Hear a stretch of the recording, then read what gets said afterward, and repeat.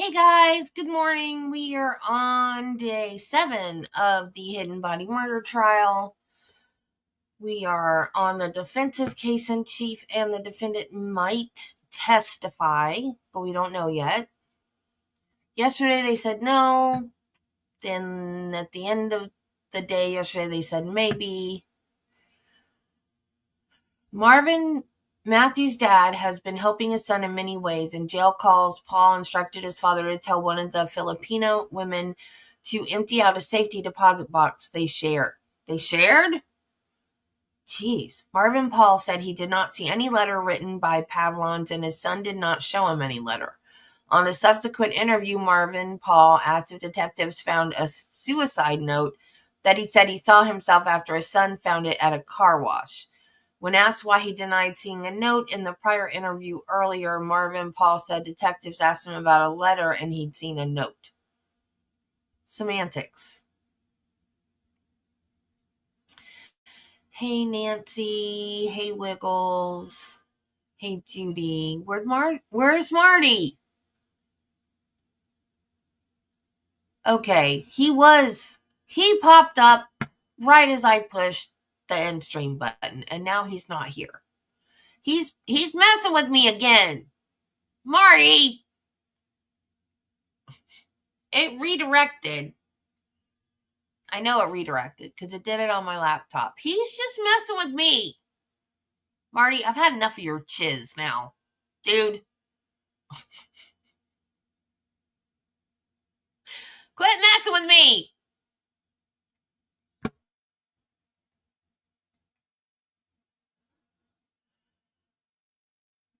I'm not going to time him out. If I time him out, I'll never see him again.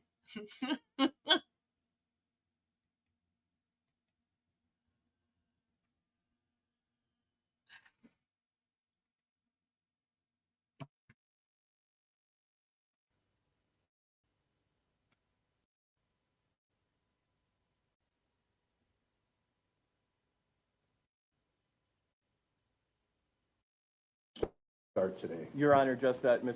Pescador was dropped off by her Uber driver in front of the juvenile center. She's walking over. She's going to probably be another 2 or 3 minutes, but I believe that Mr.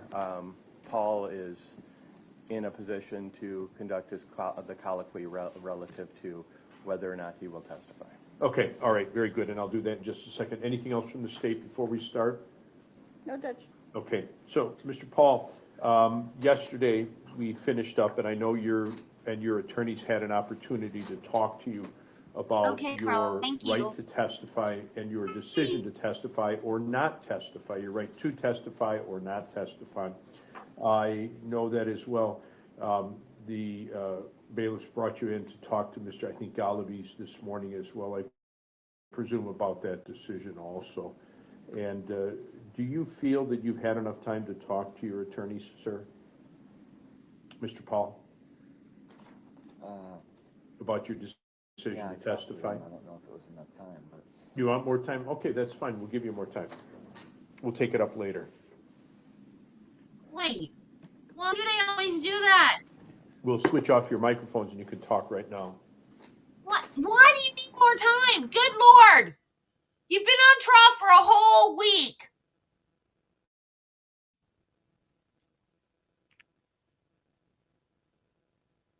Donaldson did the same thing, and then afterwards was like, I wasn't given enough time to decide.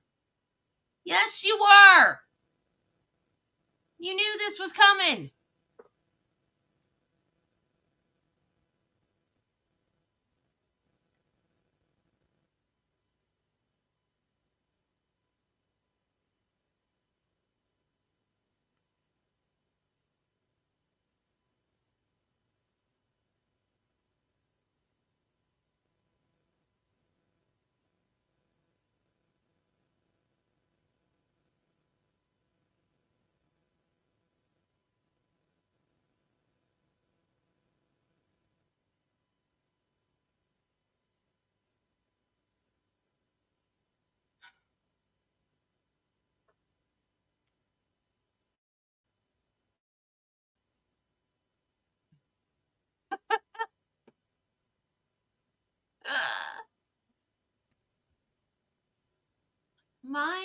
Dogs and cat do not watch TV. I Belle started watching TV, and she never did before.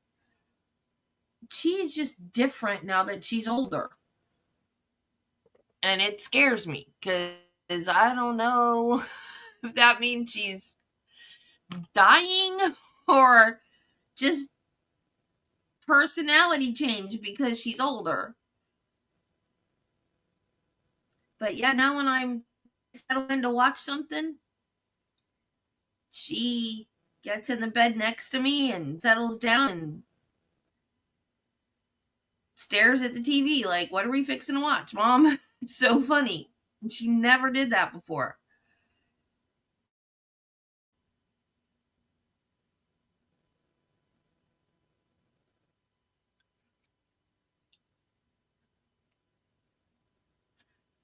And a couple weeks ago, she would drive me crazy, back and forth and bark, and like she'd want a cookie and she'd want to go outside and she wanted something else. And I just could not satisfy her.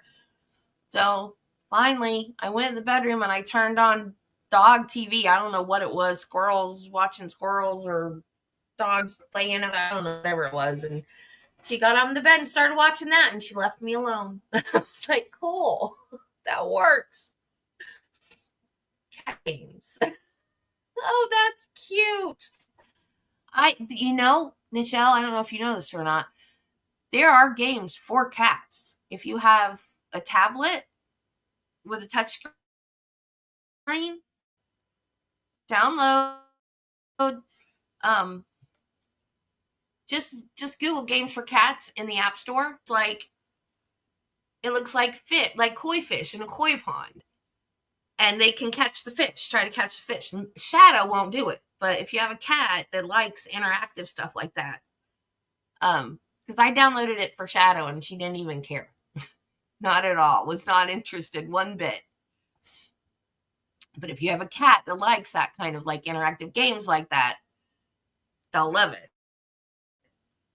I was playing it. I was like, catch the fish. I don't catch the fish. She's just staring at it, and then she look at it, and I, look, watch. This is how you do it. And she just looking at me like crazy. Okay. Like, dang, why don't I have a normal cat? Why do I have a cat that just wants to stare at me? Travis is like, yep, she's got you trained. She's got you trained. Oh yeah, I have a screen protector on it. But it didn't matter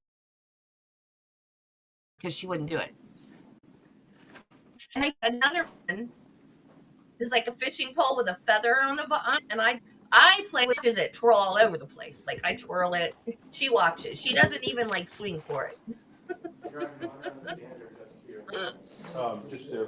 She can come up to the stand. That's like, fine. yeah, Right? she's got you trained. She likes to watch me play with it. She enjoys that. Like she'll come and like look at the toy. She wants me to pick it up and wave it. She doesn't bat at it or anything though. Yeah, she got you trained.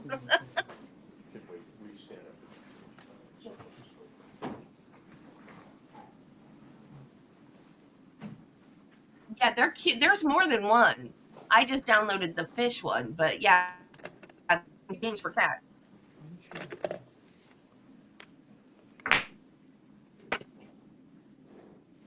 Like green fingernail all over my hand.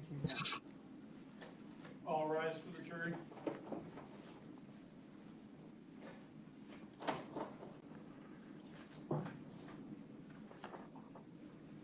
Okay, I don't know if I skip past the colloquy or if they're doing it later.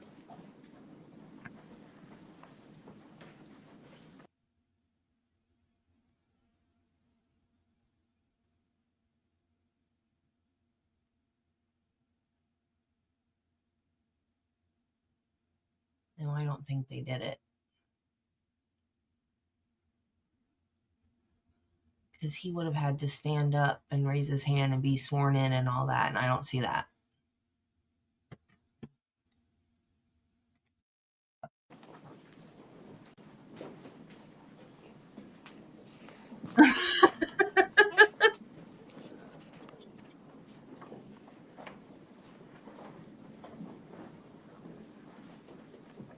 right, have a seat, everybody. Thank you very much. All right, all 14 jurors have returned. Good morning, ladies and gentlemen. Thanks for coming back. We are going to continue again with the defense case. Ms. Pescador, if you could stand up and raise your right hand to be sworn in again. Thank you.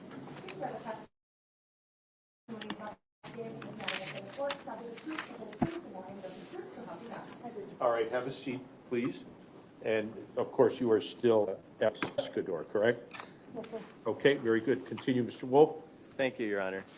Ms. Pescador, we Is it a couple Pescador? things that I thought of after you were testifying yesterday. We obviously went over your education and the work that you've done in this That's area. hilarious, Mitchell. How old are you?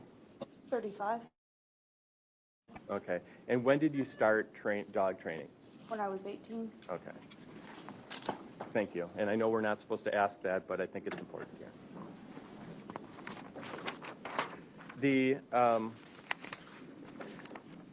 other area I want to touch on before we get into the actual search is you reviewed, again, you reviewed Deputy Willis's qualifications, correct? Yes. And did you look at his certification from the NNDDA? Yes. What did you note about his certification? Could you please be more specific? Who certified his? Who certified him for NNDDA certification? He had 2 different evaluators. The first one was Mr. Gumman, and the second one was Ms. Corcoran. Okay. What did you note about the individuals who are providing the certification? With Ms. Corcoran, that was his main trainer. Okay. And why is that an issue? It was significant because in the standards under OSAC and what was posted with AAFS, the American Academy of Forensic Sciences, and under SWGDOG as well, it is typically against best practices for someone who is significantly involved in the training of a canine to also be the evaluator for the same canine. Okay. Why is that? It's a kind of a conflict of interest.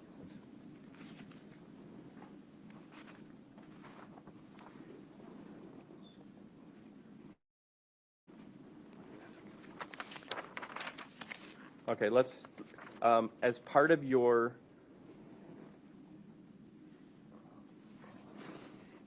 Madam Clerk, just for the witness, we're going to pull up Defense Exhibit D12. 612. I'm sorry, D612.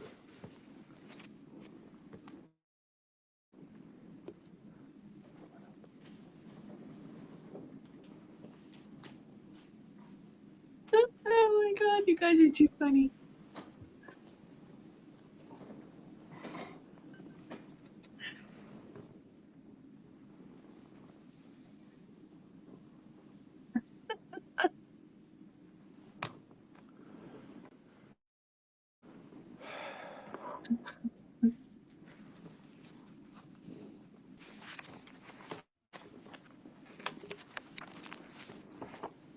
And use a paper. Pardon me? It's only going to hurt my shoulder because we got the... Sure. Your Honor, may I approach? Sure, certainly. Given our technical problems with Pescador, I'm going to show you what's been marked as Defense Exhibit 612. Can you tell me what that is? This is my report. And again, tell me what steps you took to put that report together. Just refresh what we talked about yesterday. It was an evaluation of several different documents as well as a comparison of standards for canine training, evaluation, and performance. Okay, so what documents did we talked about that you looked at Deputy Willis and Raven's training documents, correct? Correct. And we just talked about the certifications? Yes. Okay. What did you look at specific to the search of Mr. Why did Pahl's you say truck hello? on September 9th? Thought you ditched me. Right. So this was also a comparison of the environment of which the search took place. So there was a search environment, odor dynamics that could occur within that environment, as well as the setup, procedures, and that took place.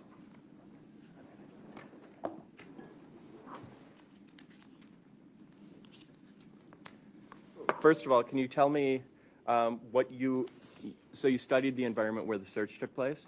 Correct. What were your observations about the environment where the search took place? There were significant issues from the start about potential cross-contamination of odor. The building where historically cross-contamination could occur between vehicles where human decomposition odor may have introduced cross-contamination. So where ventilation fans were on in that building, air could have blown from one vehicle to another and introduced human decomposition odor between vehicles. And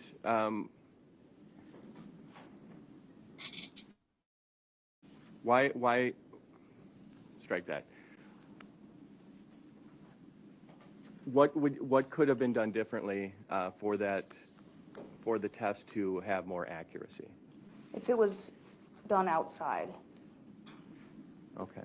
Outside of that building. So do you think any comprehensive forensic search could have been done within that garage at the time or on September 19th, 2022? No, it would have introduced the problem of cross-contamination from the beginning by putting that vehicle inside of that building, not just because of what was stored inside the building that day or in the days preceding when that defendant's vehicle was put in that building, but because that building was historically used to store vehicles involved in fatal accidents over time, it would have accumulated human decomposition odor. Okay, if they would have emptied that barn and then put four cars that they were aware was clean and then Mr. Pahl's truck and gotten a hit on Mr. Pahl's truck, would that have been a good test? If they put those vehicles, if they pulled all the cars out and then put 5 cars inside of that barn right away, would that have been a good test? No, it still introduces that problem.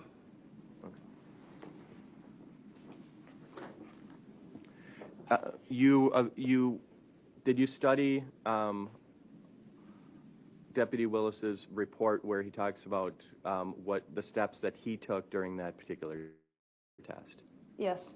And what observations did you make about how he let's start with the start of the test.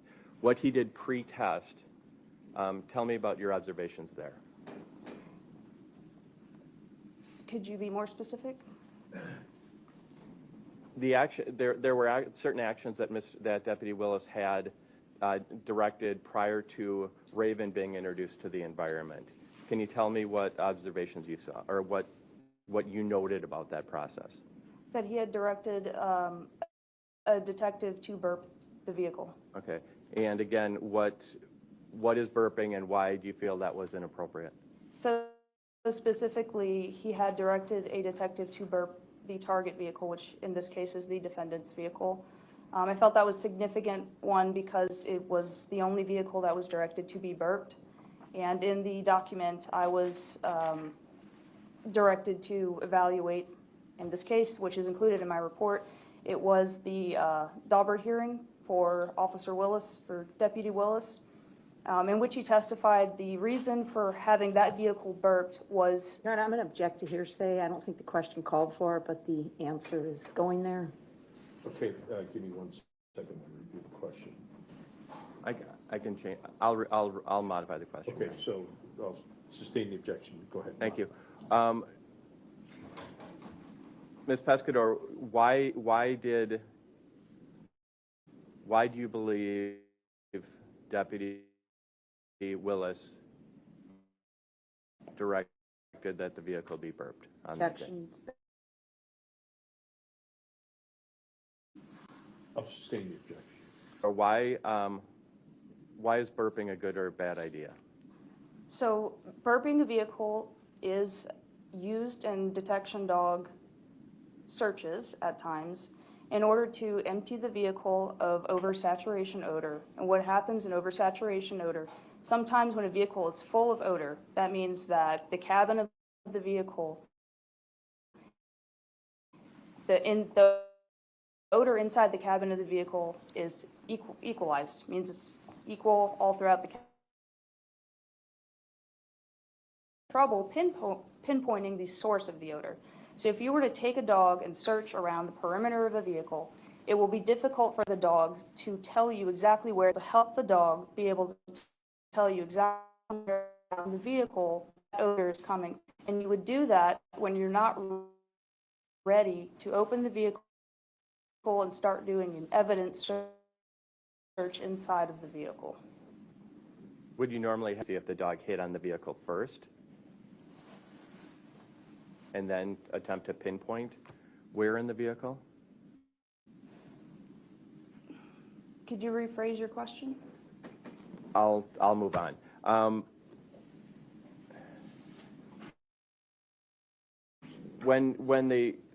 You talked about the contamination that was within the barn, correct? Correct. And what additional would happen when they were burping this particular vehicle, given the contamination that was in the barn at the time? I'm sorry, could you repeat that?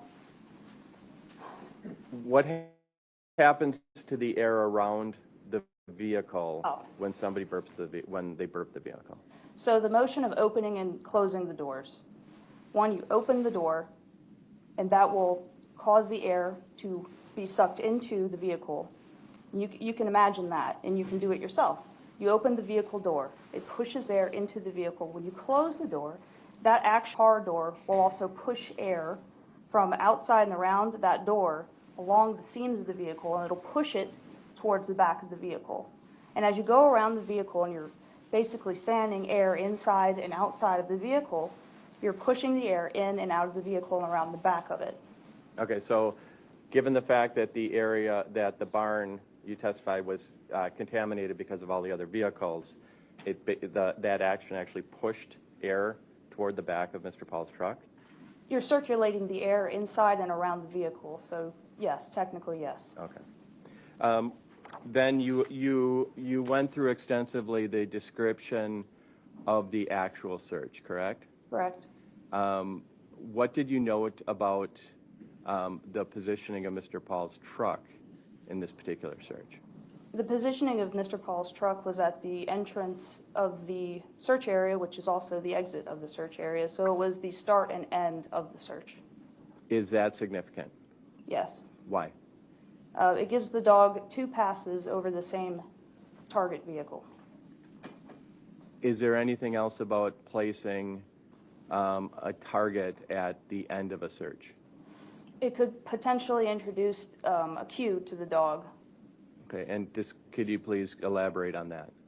It could be considered something of an end of search cue or start and end of search cue. So if a dog is trying to figure the best way to word this concisely, a dog completes its search and it has not alerted to a vehicle or a source in this case, and it realizes it has not received its reward. It's completed its search and it realizes that it may feel prompted to turn around and alert in order to receive its reward. Okay. You also observed the path that the dog took in this particular case? Yes. What did you observe or note about the actual search from start to the end in this particular case? I'm sorry, could you please be more specific? What actions did the dog take that were notable during the search of the rest of the vehicles in the barn? About its behavior? Yes. Well, the dog did show 2 changes of behavior in that building that were consistent with changes of behavior, as in it noted human decomposition odor, of which it was trained to alert to, and it did not perform alert. Okay. And there were only 2 changes of behavior in that report, other than the final cue, correct? Correct. Okay. When the dog was finishing the search and came around behind Mr. Pahl's vehicle, what were your observations about the actions of Deputy Willis as well as the dog? That he had turned around and started walking towards the other end of the building. What about the specific actions taken by the dog as the dog passed behind that vehicle? That it had turned around at the same time that Officer Willis had turned around. Were there any other actions taken by Deputy Willis that might have signaled anything to the or by the dog that have you concerned about whether or not the eventual alert was? Object to a compound question asking it was either the handler or the dog. I think we need to be more specific, Your Honor. Let me look at the question again. I can break it down. I'll sustain the objection. Okay. Go ahead. Judge not paying attention. Were there any actions by the dog that caused you concern about whether about the validity of the eventual alert? Yes, the dog also looked to the handler at the same time, approximately the same time that the handler had turned and started walking on the other side of the building.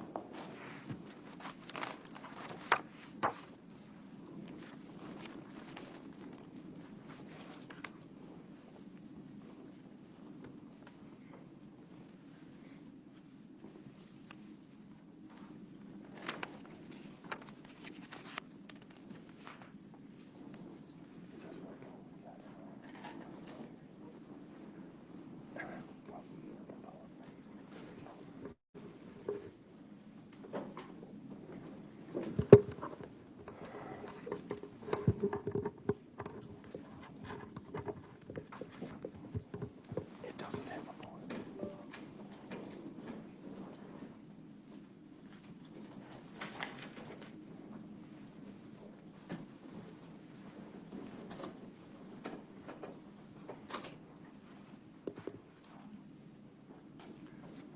Madam Clerk, can you see if our system is up and running?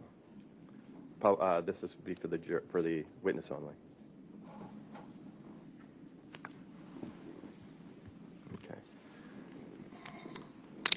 Ms. Pescador, I'm showing you what's been marked as Defense Exhibit number 610. Have you seen this exhibit before? Yes, And you also have a similar exhibit in your actual forensic report, correct? correct. And how was that information put together? This was a list of vehicles that was provided to me for review of the vehicles that have been stored in that building where Mr. Pahl's vehicle was placed for the search. Okay. And these, what else so these vehicles were in the bar, in the Public Works garage at the time? I do not recall if they were all present in the barn at the time. Okay. But were you ever given a clear picture of what vehicles were actually in the storage barn at the time of the actual search? I don't remember exactly all the vehicles that were in the barn at the time. Okay, but so what is this exhibit again? This is a list of vehicles that have been stored in that building that were involved in fatal accidents or serious injury accidents. Okay, and this was on or about the time of the search by Deputy Willis? Yes. Okay. And what did, and just, I'll scroll through real quickly to make sure. And you also, the last entry here, you learned about another vehicle that was in the barn, correct? Yes. And that vehicle also had been in a fatal crash? It was yes.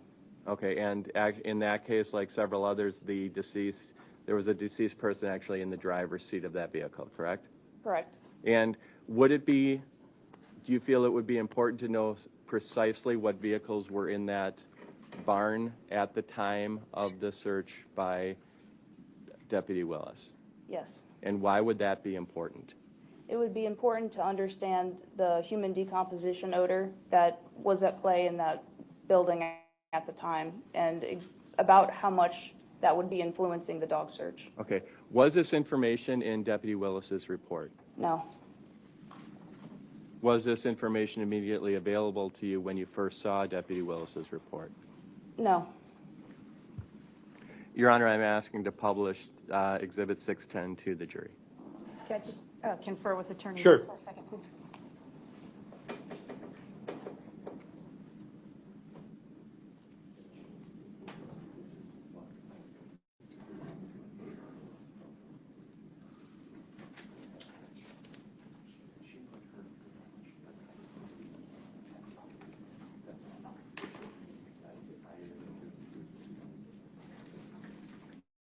No objection, Your Honor. Okay.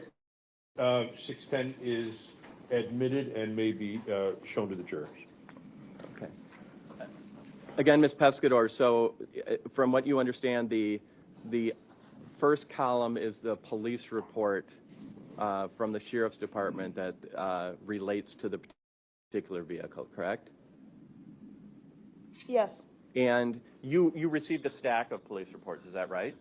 correct. And that's what you compiled when you put, you put your own chart very similar to this in your report, correct? Correct. And then this report just adds that final, I just want to show the difference. This report adds the final vehicle, correct? Correct.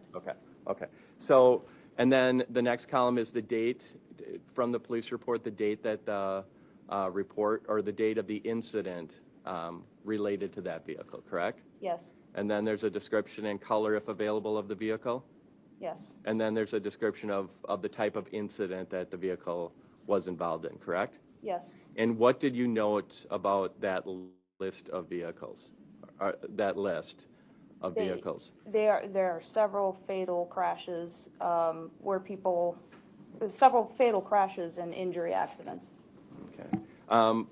And like the second row, the Dodge Caravan, that was involved in a fatal crash, correct? Correct. And that was in March of 2022?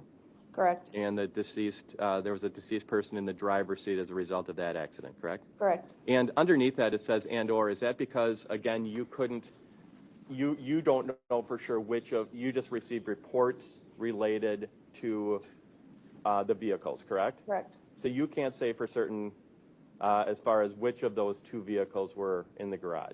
Correct. Okay.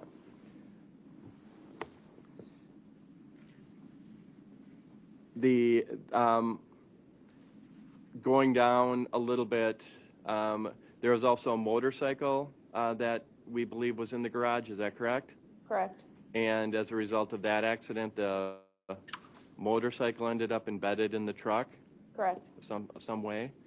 And just scrolling down, so there's there's actually 2 pages to this exhibit, correct? Correct. And again, probably, I didn't do a percentage check, but about half of these vehicles were involved in fatal crashes in one way or another, correct? Correct. Okay. You saw in Deputy Willis's report that the dog only exhibited 2 changes of behavior, right? Correct. And what is given this list and your knowledge now of the inventory, what is your concern about in Deputy Willis? That the dog did not, she only gave 2 changes of behavior in that building, and she did not alert to any other potential sources of human decomposition odor in that building or any other vehicles. She only alerted to a pre-identified vehicle in this case under very complicated, complex conditions. Okay, you said pre-identified. So when we were talking, I believe with Deputy Willis, we talked about blind and double blind evaluations, correct? Or searches, I'm sorry. Correct. And what's the importance of blind and double blind searches? So blind searches, I think that was explained before, potentially. The importance of that with dog searches is that it's basically you don't want to cheat on a test with any kind of searches. And it's like knowing the answer. If you know where a source is hidden in the search area, you're not really searching for it. So you have an evaluator go out and hide a source for the dog to find.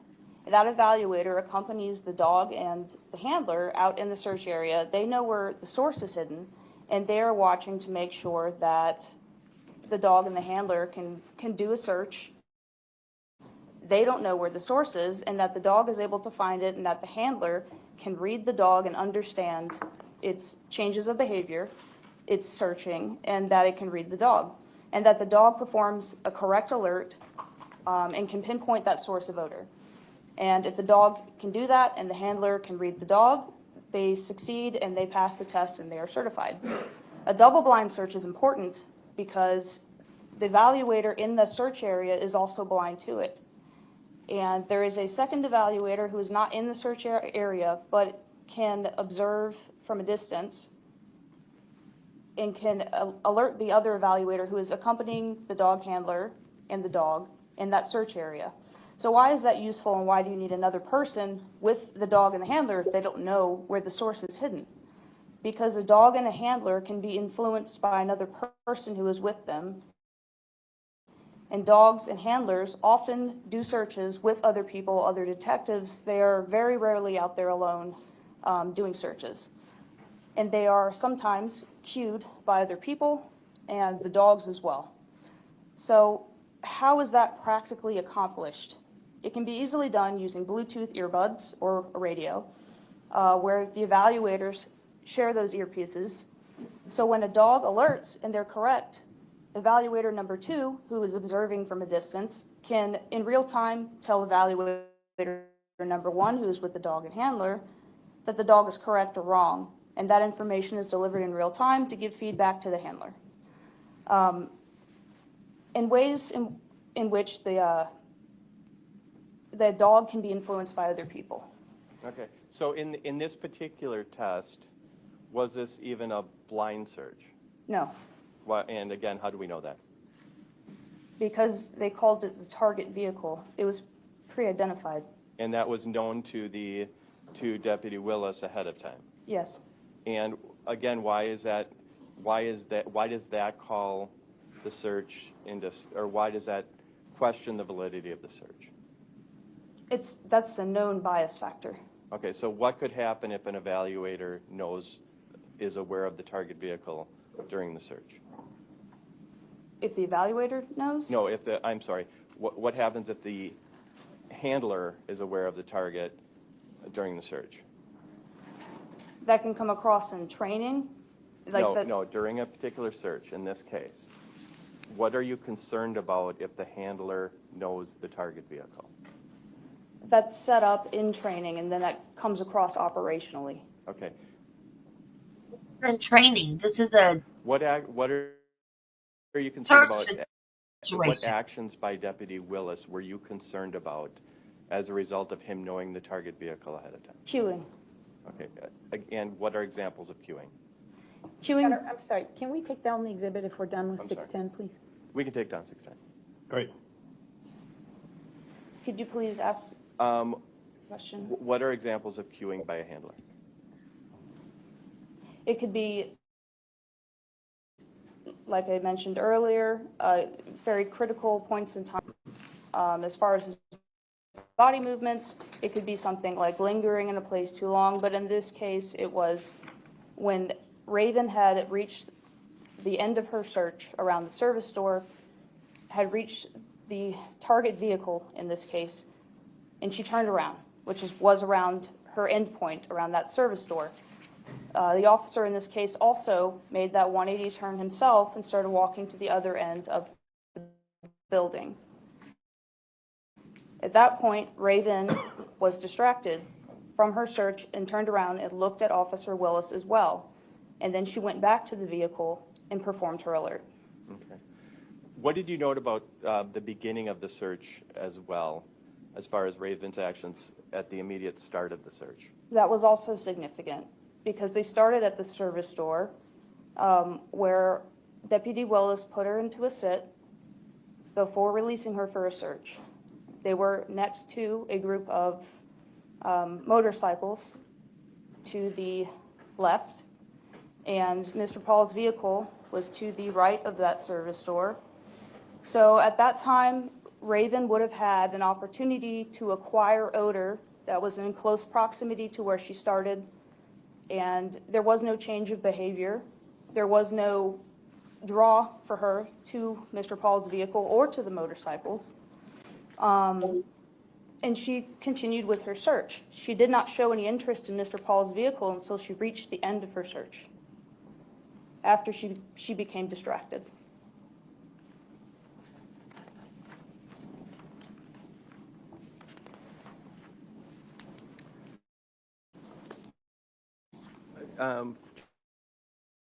Just for the witness, if I could show her defense exhibit number. Is that they're doing?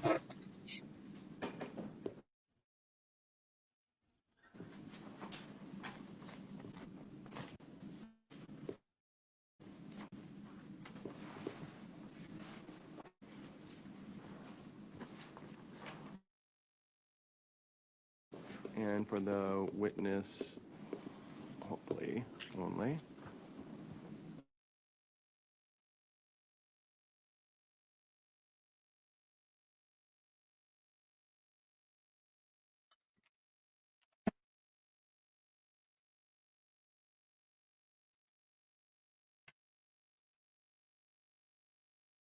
Hang on.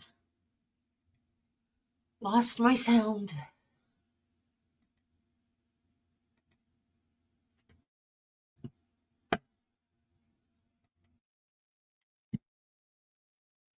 $614. Is that a document you're familiar with? Yes, And is it a document that was originally on a napkin, but that you created, but it's been transferred into a more readable format? yes. And can you describe briefly what that document is? It is an explanation of the difference between trace material and residual odor, as well as explaining what volatile organic compounds are. Okay, and again, this is a document that you assisted in putting together, correct? Correct. Your Honor, I'd ask that we publish this to the jury. Any objection? No. All right, it's admitted, you may publish it. Okay. And again, there's three parts to this, correct? Correct. You go down the page. Can you describe what at the top, what that is and what it shows? So I attempted to explain very simply that volatile organic compounds are odor that is available in the air for the dog to smell. Okay, so a volatile organic compound could be something in the air, or it could be an actual piece of human tissue, or it could be a scent article. No, volatile organic compounds are odor molecules in the air. That's what makes them volatile. They're in the air, available for the dog to detect. Okay. So I guess a volatile means it's airborne. Correct. Okay. So in this example, in the first example, what are the volatile organic compounds? They are odor molecules in the air available for the dog to detect. Okay. And in the top example, there's two little dots, right? Correct. And the number of dots has nothing to do with how many there are. It's used, for example, to show that they're in the air, correct? Correct. Okay. So in that example, let's say there's an item there that's giving off that odor, and then the volatile organic compound is what's above it. Correct. Okay. And the item would be represented by that blue four-sided figure, correct? Correct. Okay. And then there's a surface and there's a small line underneath it as well, correct? And we'll get into what that is as we go. Correct. Okay. So explain Yeah. line. Just for illustrative purposes of what happens when you remove whatever item that may be. It could be human tissue. It could be the candy on Yeah, strange how that in front of works. you. Once you remove an item that has had contact with the surface, even though you've removed it and you don't see it anymore, if it's had contact, every contact leaves its trace, and that's Locard's exchange principle. You can't see it, there could still be physical material there, and you can maybe swab for it, or even though you can't see it, it could still be there. And if there's still material there, it could off-gas. And what that off-gassing leaves behind are the odor molecules in the air to detect. And if there's still material that can off-gas, it can produce odor. And that's the trace material, is whatever is left behind. Okay, so in a case where a dog is picking up the volatile organic compounds in this type of example, does this provide a more accurate, or what's the difference in accuracy as far as confirmation of whether a hit is confirmed as far as what the dog is supposed to do? Are you able to confirm a positive dog hit, a formal hit, as a result of finding this trace? It can help support a dog alert. Okay. Okay. And does this assist you in pinpointing possibly where the odor that the dog picked up, where that source came from? Yes, if you find trace material, if you find physical material, that helps confirm a dog alert. Okay. Okay. What's the final example there? Residual. Explain So that. residual odor in this illustration, can you? No, I can see. I can see. It's up on the board behind you as well. Right. In residual odor, what this shows is you have material that's kept in a glass. So it's not making direct contact with the surface underneath it. Once you remove that glass that contains the material, because it hasn't had direct contact with the surface underneath it, all you have left is the odor that's in the air. So the odor might have contact with the surface around it, but it's not going to last very long. And it's going to be influenced by the aerodynamics, and it can be blown away, but it's not as permanent as the trace material that's in the illustration above that, still there and is available to off-gas and continue to produce odor, at least for a short time after, depending on the quantity left behind. Okay. So as part of your evaluation, you, Wisconsin State Crime Lab, report about the testing on Mr. Pahl's pickup truck, correct? Correct. And what did you learn from that crime lab report? There was some swabbing that had been done. There was lean testing that had been done, and that the results had been negative. Okay. So there was no trace that was confirmed at all, correct?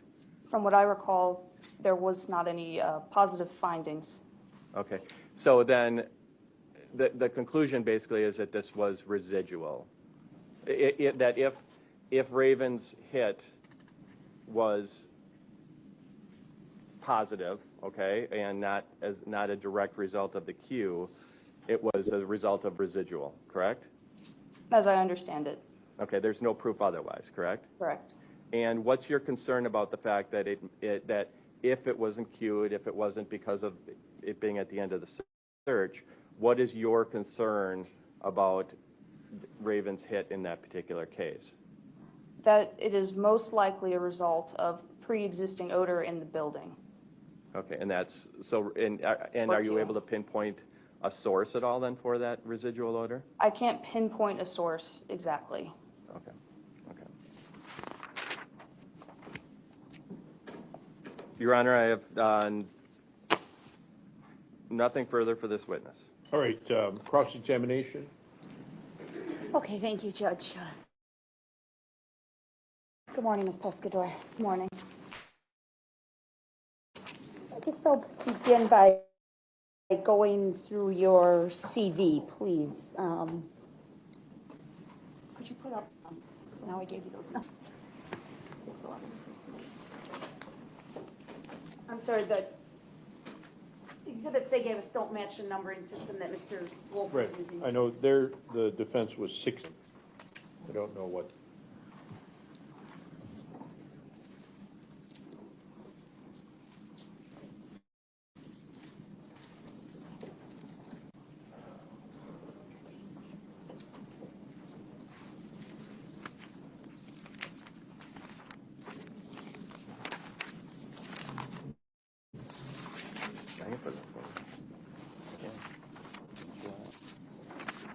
Oh. That should be 611. I can pull it up. Sorry, can you switch? Okay. You put it there on.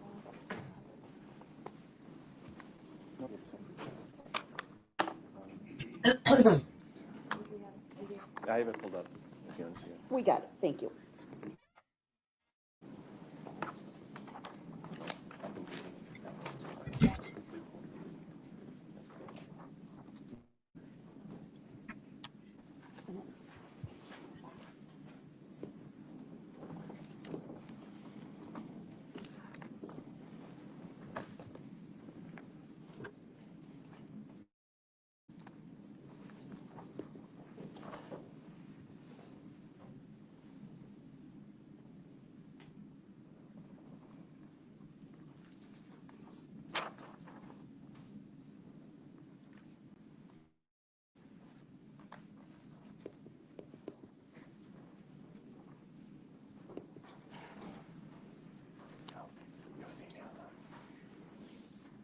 Yeah, we got it.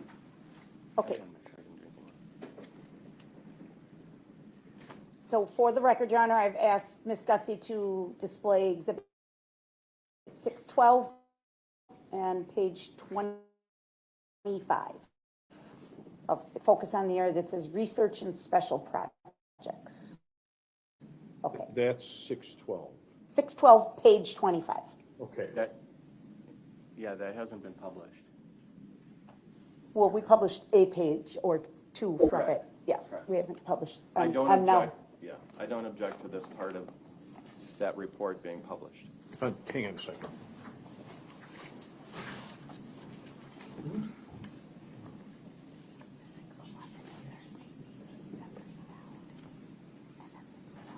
Oh, is that what you? Yeah. Oh, I'm sorry. Okay.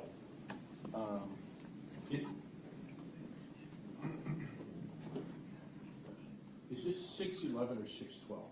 I apologize. I didn't realize Mr. Wolf separated the CV and made that 611 and the report is 612. So it's my mistake. My apologies. Ms. Gussie, 611, please. Okay, all right. Thank you. Yeah. And I can pull it up. Go ahead. Okay. Do you have 611 or no? I don't. Okay. Could you please display that? I didn't realize you separated them. I'm sorry. Okay, what page do you want of it? 25. Okay. Well, You tell me to scroll down. I'll listen. You tell me to scroll down or up. Where it says research and special projects. Okay. 611. Page 25. Well, that's what it is on the copy I have, but I can find it. yeah, move up, please. He's a judge now, Wiggles. There it is. There it is. Okay. Mac is a judge. And yeah, this is Defense Exhibit 611. All right. I got it. 611, despite Ms. Opper's best efforts to confuse me. Yes, sir. All right. It's any consolation, I'm confused myself, sir. All right, Ms. Pescador, that's in front of you, correct? Yes, ma'am. All right, and no objection to publishing for the No jury, objection. correct? This Okay. has been published. Okay. All right, and a little hard to see, but you can read it in front of you, I correct? can too. All right, and you put together this list of research and special projects that you've participated in, correct? Yes, ma'am. And I asked you for copies of these materials, correct? Yes, ma'am. And you refused to turn them over, correct? No, ma'am. No, ma'am? No. Did you give them to Attorney Wolf? No. Who'd you give them to? I asked for clarification on some questions, and I explained that it would have been, you asked for a large volume of research and work, and so I asked some questions about clarification. You never turned those materials over that I asked for, did you? I did not. Okay. In fact, I think you said you were objecting to the relevance of my request. Isn't that similar terminology? Similar terminology? Yeah, didn't you say you were objecting to the relevance of my request? No, I did not use that language. Okay. But nonetheless, I asked for this stuff and you didn't give it to me, correct? I'd say that's true. Okay. Now, you've listed on here, you're involved in these various things. I'd like to know what your level of involvement was. Were you the lead in these research projects? Were you assisting someone? These are my projects. Okay. And did you compile reports, documents? I led these projects. Did you compile reports or documents, ma'am? Could you please clarify? Sure. You have listed here item number 2, evidence of decomposition without a corpse, right? Correct. Says you conducted a literature review of instrumental and laboratory methods used to analyze residual odor from human decomposition. Goes on, right? Correct. Did you write something? Yes. Okay. Did not provide it to the state, though. Correct. Okay. The very issue we're dealing with in this case is evidence of decomposition without a corpse, correct? Correct. Okay. That's relevant. You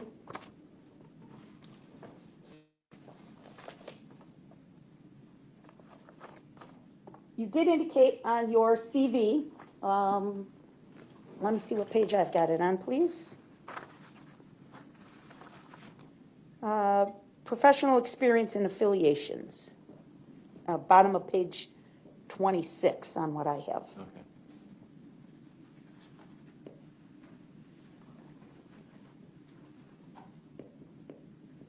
There we go, that. Okay. Yep.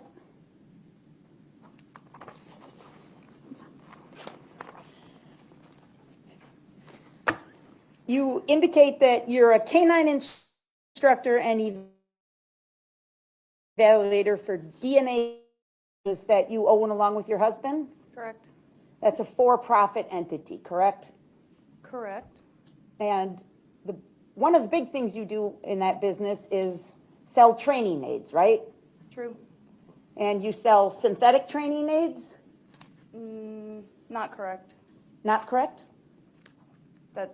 Right. You sell actual human remains. No. What do you sell? Tubes. I sell get sent tubes. Yeah. Get sent tubes, which is, well, let's spell that for the court reporter. True. Okay. Gextent. What is that? GET, get, GETXENT, get Zent. Get Zent. Okay. And what is it, please? So those are polymer tubes. They look like they're this big, about 3 inches. And they are patented technology of odor capture and release. And where's the odor? What is the source of the odor that's contained in the tube? The source of the odor does come from human tissue. And that's done at some lab. That's a separate business from yours, right? That is separate. You're sort of like the supplier. Of the tubes. Yes, right? Correct. Okay. And you make those available to handlers around the country that are willing to pay for it, correct? I also donate them, but yes. Okay. And about how many do you donate versus how many you sell? It's about equal. About equal. Okay. And if you go to the Get Zent website, you'll see that they recommend that the handler put the tube out and leave it for about 30 minutes before they actually do a training with the dog, correct? Correct. And that's so that the odor has a chance to get out in the environment so that the dog can find it, right? Correct. Okay. Yesterday you had testified about a number of acronyms, right? All these American Association of Forensic Science and things like that. You remember that? Demeanor testimony? has changed. Yes. Are you actually a member of any of those organizations? OSAC. OSAC, you're a member of OSAC, okay. The other ones, no? No. So you just Googled their training standards off the internet, or? Let me correct. I'm an OSAC implementer, so I report to NIST the OSAC standards that I implement under my business. Okay. The others you have no direct affiliation with? No. Okay. It's true, isn't it, Ms. Pescador, that if I pulled up the OSAC standards or the Swig Dog standards, there's nothing in there that prevents burping a vehicle prior to a search, correct? True. And it's true, isn't it, Ms. Pescador, that there's nothing in the standards that requires a handler to videotape or photograph a search, correct? Not that I recall. Okay. In fact, your own, you're affiliated with Peace River, correct? Correct. And their website even says, a search is not merely walking around and permitting the dog to randomly sniff an area. It involves careful fact gathering, analysis. Down when you read, please. I'm so sorry. It involves careful fact gathering, analysis, and appropriate use of tools that are employed to make existing odor available for detection by the dog. Some of the tools that might be employed to increase the availability of odor include probing/venting rods, power tools, a machete, a boat, etc. Correct? Correct. That is acceptable practice, correct? Depends on the environment. Okay. So let's talk about that environment. You compiled the list. Do we have 610? Could you please display 610? Sure.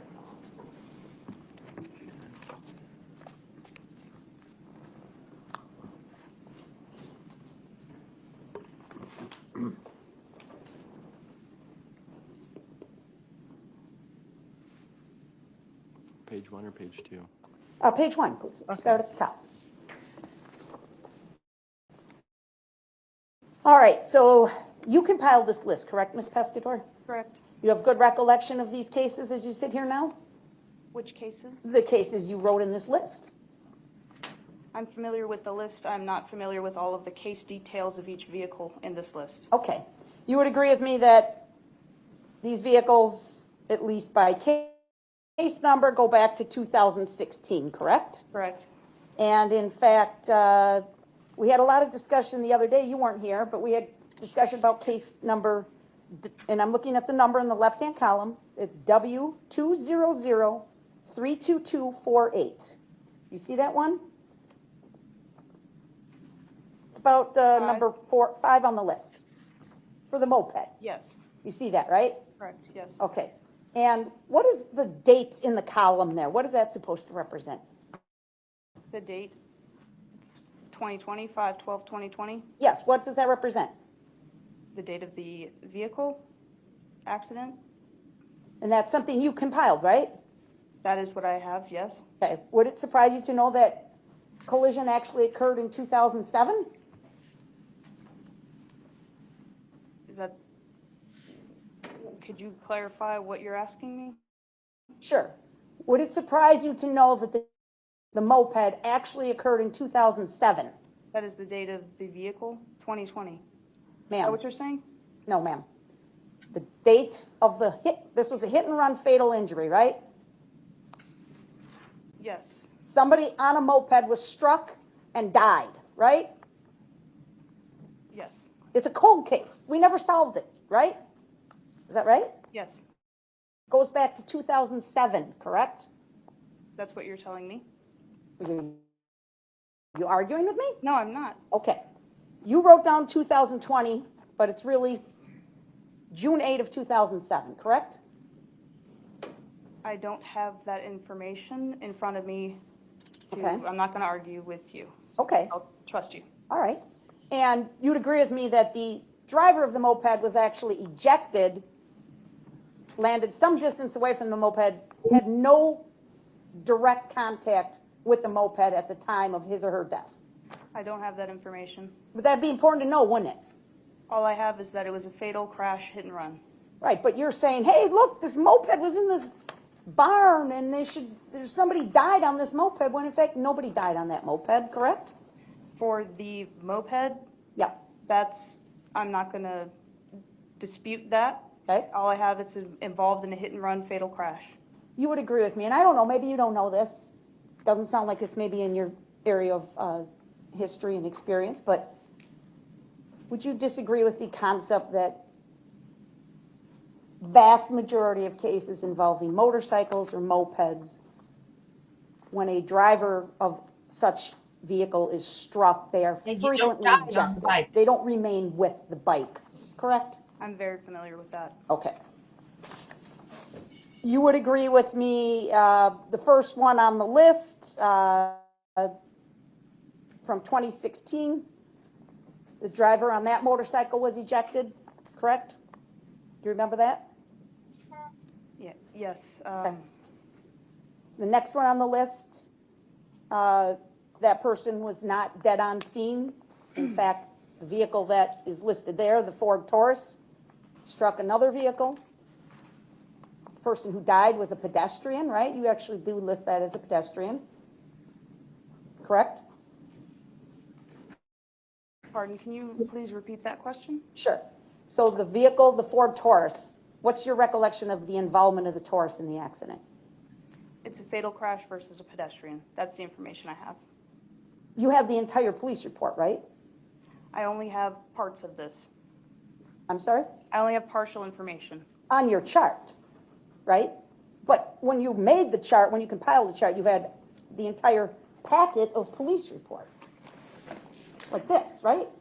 Not all of it. What was missing? I only have partial information of the police reports Who'd you get the police reports from? from the attorneys. And you think they only gave you half the information you needed? That's all I have is partial information from the vehicle histories in these accidents. Okay. That Taurus never struck that pedestrian directly. Do you know that? There was another vehicle involved? I don't recall. You remember the pedestrian was a Good Samaritan who stopped to fix a flat tire? I remember that. And the Taurus hit the vehicle with the flat tire, and the flat tire tragically ran over that Good Samaritan who was changing the flat tire. Oh my God. Right? Most of these cases, and you've testified, you don't know which of these vehicles. You've only documented the vehicles involved in the collisions, right? Correct. You can't tell us for sure this vehicle was in that barn that day. I stated that. Okay. And would you agree with me that oftentimes, for an investigation or a prosecution, it's the striking vehicle, the person that's at fault, right, that is prosecuted, right? Correct. And that's the vehicle we would keep. Maybe has less relevance to an investigation. In this, Yeah. So in my state, it may be different, Okay? but where there is death involved with the vehicle, that vehicle is also taken. Okay. What about Wisconsin? I'm not familiar with Wisconsin. Okay. You would agree with me, though, that as we go through this list, and we can go through every one of them, but it seems like that would be redundant. First of all, there's vehicles here where there was no death, right? Serious injury. Okay. Where do you see that? Well, serious injury Injury is accident. Okay. It's serious You would injury. agree that there's a difference between a serious injury and an injury accident, correct? Correct. Okay. There's vehicles on here that were stolen or involved in high-speed chases or, correct? Correct. Had absolutely nothing to do with anybody being injured to any extent, correct? Correct. And yet you put them on this list, correct? Correct. Okay. And let's talk about the two vehicles that, oh, wait, I'm sorry, before we move on. Could you please scroll down to the bottom of page 2, the second to last entry? Because the defense is trying to pull a fast one. Okay. You see the last one there?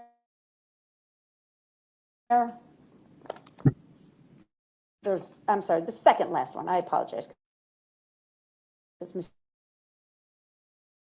Mr. Wolf added one, right? You listed a date of 9/19/2022, correct? Correct. What? It's fatal versus pedestrian, and there was tissue in the engine bay. Okay.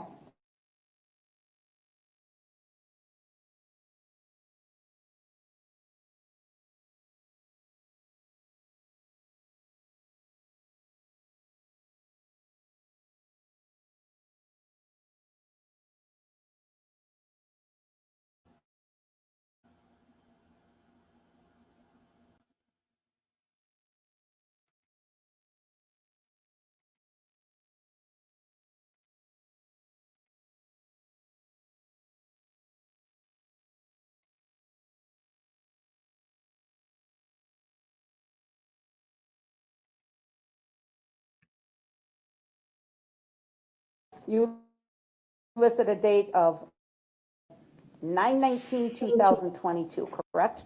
Correct. What happened in that case?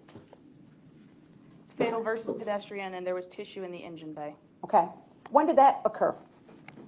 I am relying on the information provided to me, which is 9/19/2022. What time? I don't have the time. Okay. What time was the search done on 9/19/2022 by Investigator Willis? I don't remember the exact time of that. It's in my report. It's about 9:30 in the morning, wasn't it? It was morning. Okay. That last collision actually occurred about 7 o'clock in the evening on the 19th of September, correct? Does that sound familiar to you? I don't recall. It's in my report if I wrote that one in. If I included that in my report, then there would be a time. Okay. Well, it's in your list, right? Is this in my table? I don't recall if I included that one in my table. The one from 9/19 of 2022? Go ahead and look. Do you have your report in front of you? Yes, ma'am. I can look. Sure.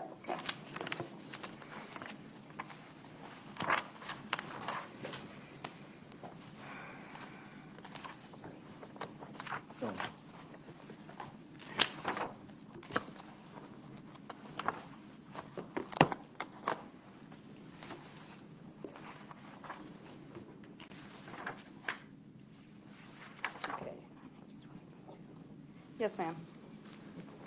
So if that collision happened at 7 o'clock in the evening, it was not in the pole barn at 9:30 in the morning when Investigator Willis did his search, correct? Correct. You should not have included that on this list, correct? It was provided to me for inclusion, so I included it. You didn't notice that there's no way this vehicle could have even been in the barn at the time of the search? The time for that was not given to me, so I would not have known to not include that. You didn't get a very basic police report with a date and time that that collision occurred? The time was not included in that information. What did you get? What materials did you get? I was provided a large amount of materials. The time was not included with that information. Okay, but the date was on the information. The date was not included with that. Or sorry, the time, pardon me. So you got a date of a collision, but no time. I did not have the time for that. Do you think it'd be really, really unusual that a police report would not include the date and time that an accident occurred? A fatal accident, nonetheless?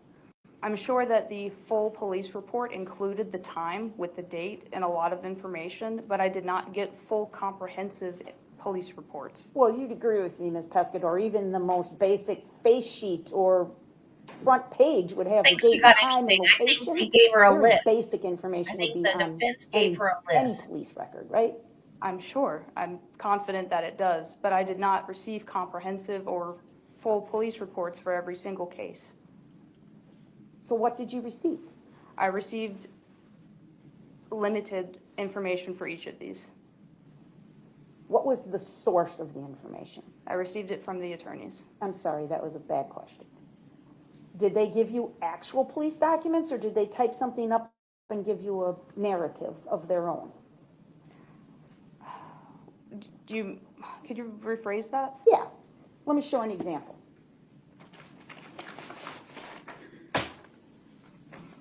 Can you see this, ma'am? Yes, ma'am. Does this look familiar? Waukesha County Sheriff's Department, this is a police report, right? Correct. Is this what you got from Attorney Wolf? I did not receive something like that from Attorney Wolf. What did you receive from Attorney Wolf? I received a list of vehicle information, accident information, dates, vehicle numbers, and accident information with police report information from Attorney Pablo. So he sent you basically, but not important information that we've just discussed, correct? It was not comprehensive police report information. Did you follow up and say, hey, Attorney Galaviz, I need more. There's information missing here. it was not like a comprehensive police report information, but it was a little more than this. So your answer is no. You didn't ask Mr. Galaviz for more information, correct? I'm sorry, could you please rephrase that? Sure. You did not You keep ask asking to Attorney Galaviz rephrase. for any more information about any of these vehicles in the pole barn, correct? I can't recall. a yes I or no have asked him question. for more information on several different Where's my goat? subjects, including vehicles, Oh, I but lost I my can't goat. recall if I specifically asked more about police reports for this. Okay. Question. So you said Detective Willis, Me but that's rephrase. actually not accurate, is it? He did note that he was told the other vehicles in the barn were involved in fatal collisions, some of them, correct? At the time of my report, I don't believe that's true. You saw the police report that Investigator Willis authored, correct? Which one? The report that Investigator Willis authored. Did you see that? The search report? Yes. Yes. Okay. Could you please put up Investigator Willis' report for the witness only? It's like she doesn't want to give the right answer because it's going to make her look bad. So she says, "Can you rephrase, please?" No. Answer the question. Exhibit 123 is being displayed to the witness. It's not your fault. They didn't give you the information you needed. It's not your fault. This is her first time testifying in court. You got bamboozled, honey. It's not your fault. Just be You see that? honest. Yes, ma'am. Okay, page 1, and it's in the third paragraph on the page, the large paragraph on the bottom half of the page, about halfway down. Says he was informed some of the vehicles were involved in fatal crashes, correct? Correct. And you reviewed, didn't you, a report from Detective LaFleur documenting some of the vehicles that were in that barn, correct? I don't recall reviewing a document from Detective LaFleur. You didn't get that from Attorney Galaviz? Not that I recall. Okay. In fact, she was providing specificity for the 2 vehicles which Raven showed a change of behavior on. You remember reading that report? Not that I recall. Well, that would be an important piece of information for you to have had in your analysis, correct? At the time that I wrote this report, I didn't receive that I can remember. That Have you wasn't the received it question. since? I'm sorry, not that I remember. Okay. It's not your fault. You need to get that chip off your shoulder, young lady. That is not your fault. Just answer the question. Maybe you don't know the answer to this then, but of your list on Exhibit 610, do you know which 2 vehicles are the ones that Raven showed a change of behavior to? Is this regarding, okay, I remember this. This is regarding a Dodge Grand Caravan. Answer the question, please, ma'am. I'm sorry, can you please rephrase? Sure. On list 610, which are the vehicles that Raven showed a change of behavior on? Can you identify them for the jury? I don't have list 610 in front of Oh, me. I'm sorry. I guess we have to go back to defense table, please, because I don't have 610. Yes, it's on mine.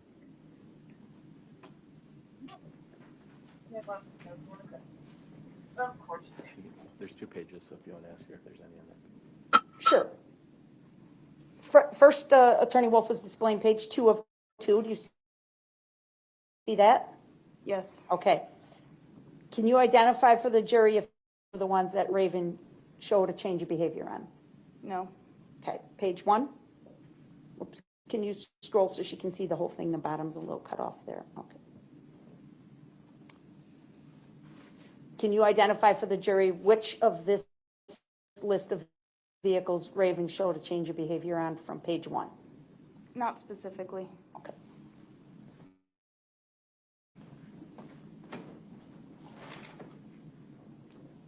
Now, you spent a lot of time, I'm sorry. I wanted to ask you about the last chart that Mr. Wolf put up that I guess you told the jury you drew it on a napkin, right? True. Okay, and then he typed it up for us? True. Okay. That was 6/14. You testified that every contact leaves trace, correct? True. Every contact between one item to another would leave trace. True. And it's true, isn't it, Ms. Pescador, that when the canine alerts gives a trained formal alert, know if that dog is detecting actual human remains, trace material, what it's been trained, right? I can't say that. Does your dog speak English? It could be that it's smelling the target odor it was trained to indicate on, but that is not always the case. My point is, we all know Investigator Willis went out in the woods and hid a bone from a human, decomposing human remains, right? Let's assume that fact, right? And then he removes that bone, right? Raven goes out there and she hits right in that area. And we all know it's a good hit because we all saw him do it, right? Correct? Correct. Okay, you're shaking your head, yes, but Yes. the court reporter can't take down head shakes, so you have to verbally answer my question. Of course, yes. Thank you.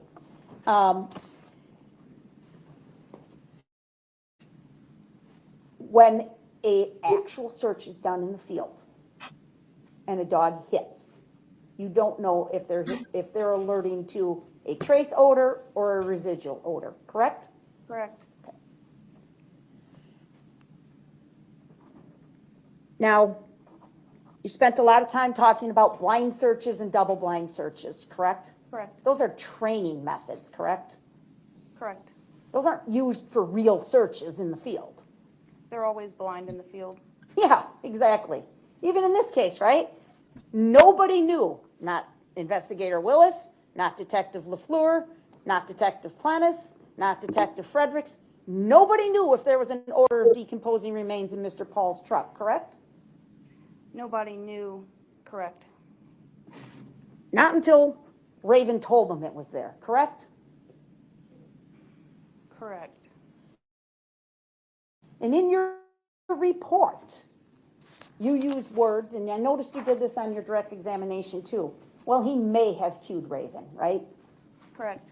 Or possibly there was cross-contamination, right? True. You don't know for sure. That's true. In your direct examination, you would say things like, I observed, correct? Oh, wow. Correct. But in fact, you weren't there, right? Correct. So when you're saying, well, I observed that Raven turned at the exact same time Investigator Willis turned, what are you basing that on? What I read, I observed it in my reading. Okay, so could we put up 123 again, please?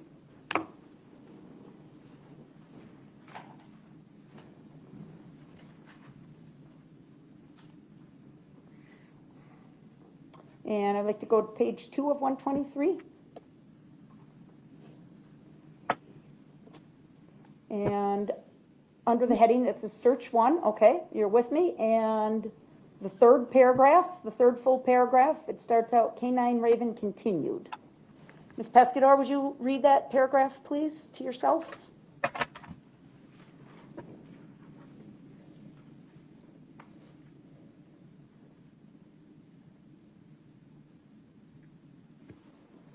And you see the third sentence there?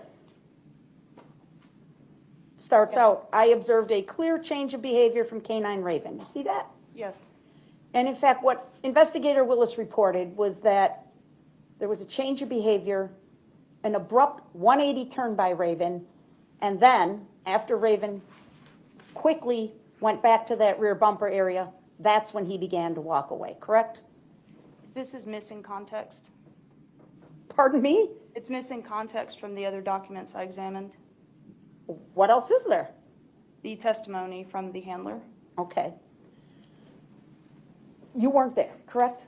Wait, that's her That's her? report, Yes. and her report Right. has missing context?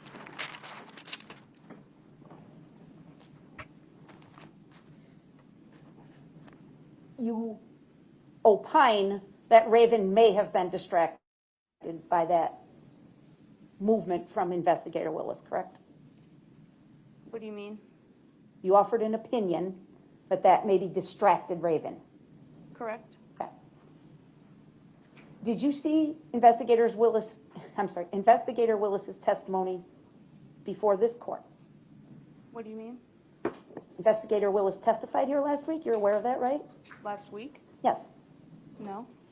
You didn't know Investigator Willis testified as part of the state's case? Well, I know that he would be, but I saw none of that. I read his the document that I was provided for this report, which was his Daubert hearing, his testimony for that. Transcript from a pretrial motion, Correct. right? Okay. Jury's not here for that, right? Correct. Okay. But you didn't see his testimony last week? Correct. Were you present for it? No. Did you watch it online? No. You could have, right? I guess I could have. Okay.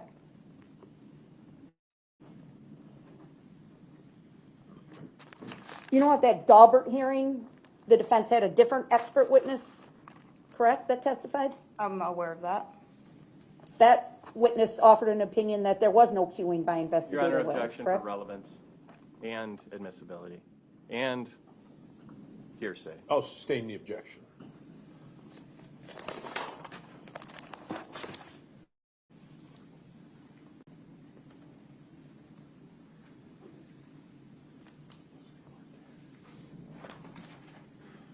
I stopped at 3.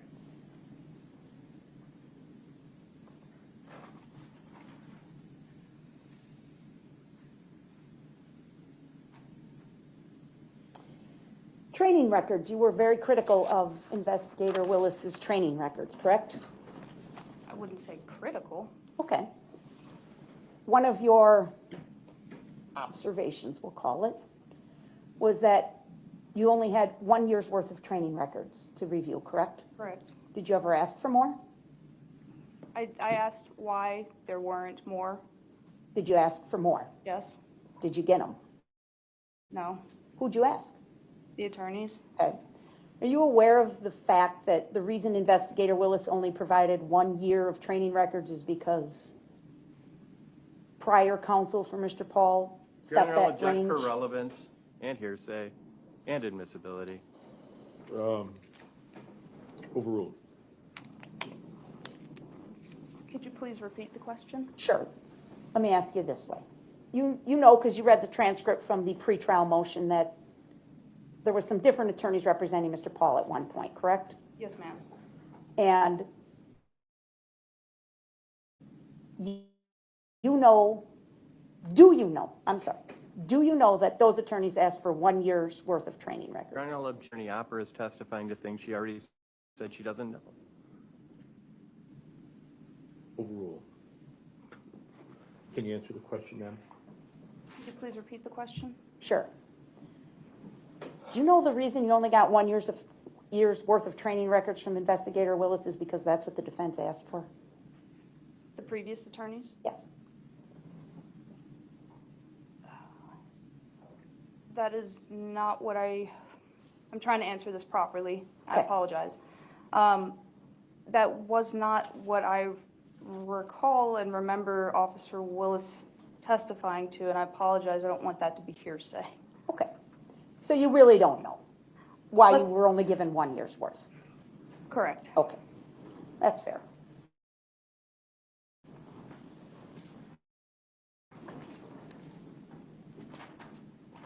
All right, if you could please put up, well,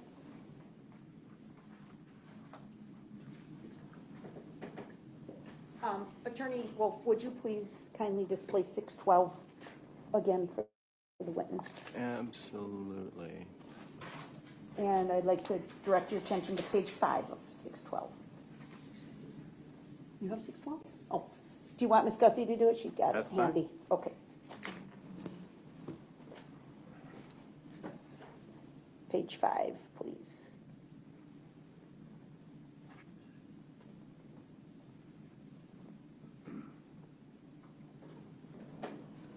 And I'm going to ask to publish this page 5 to the jury, please, Your Honor. Yeah, I'll object for relevance. Overruled. You may.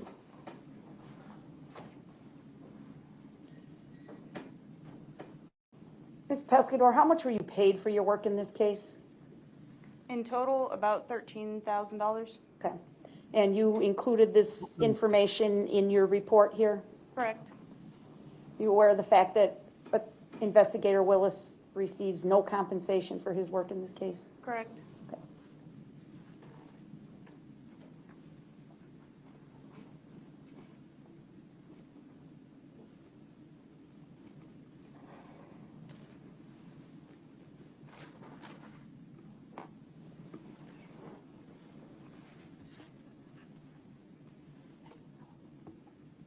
All right, thank you, ma'am. All right, I'm going to have you do the redirect, but it's 10 o'clock and 9:58. Let's take a break till about 10:15, okay? All right.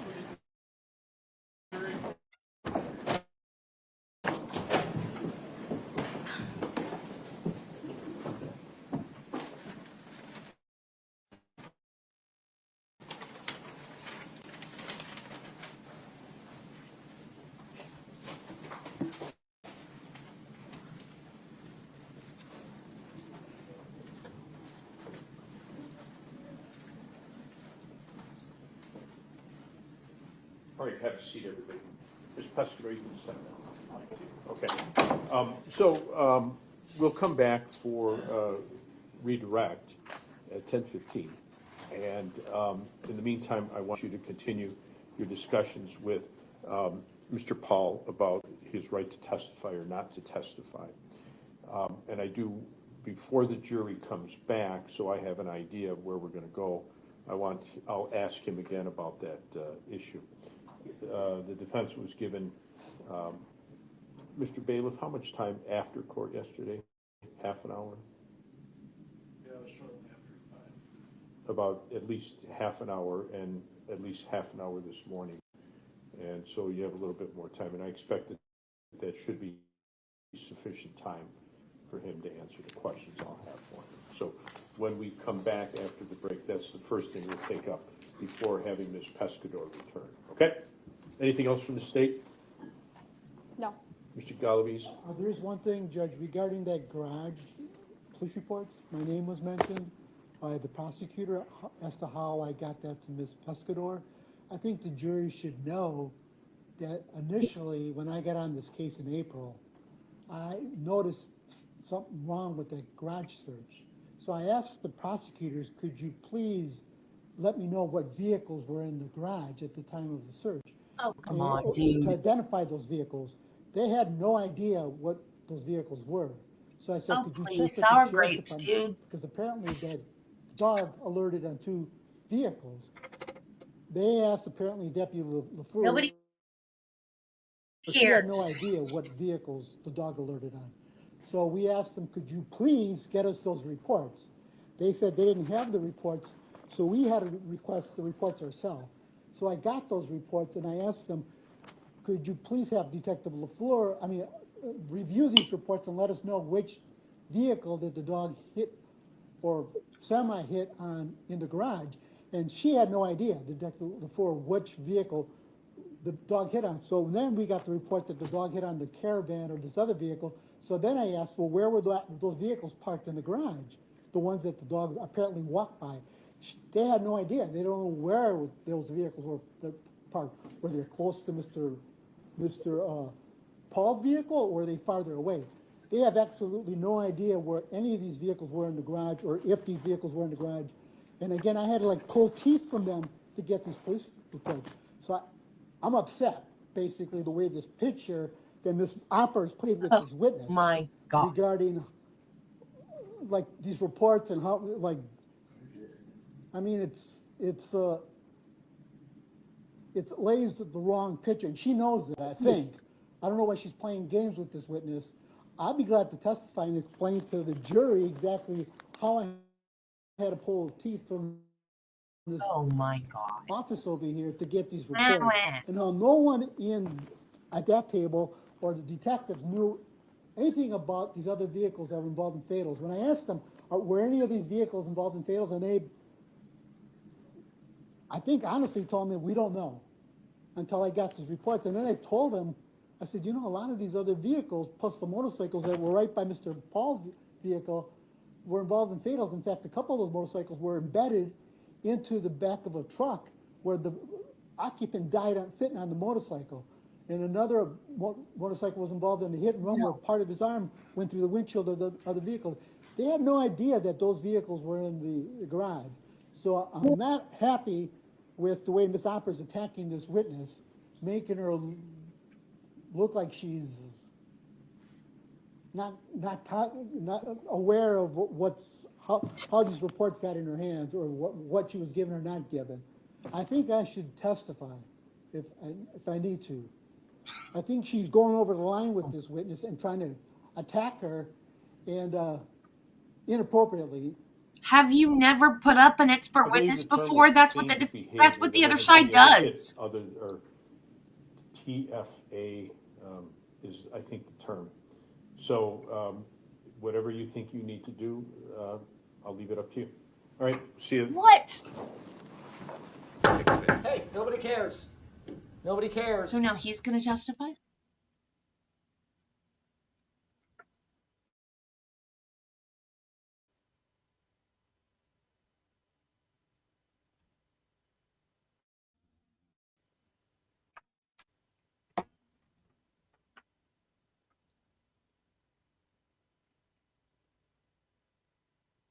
Oh, come on.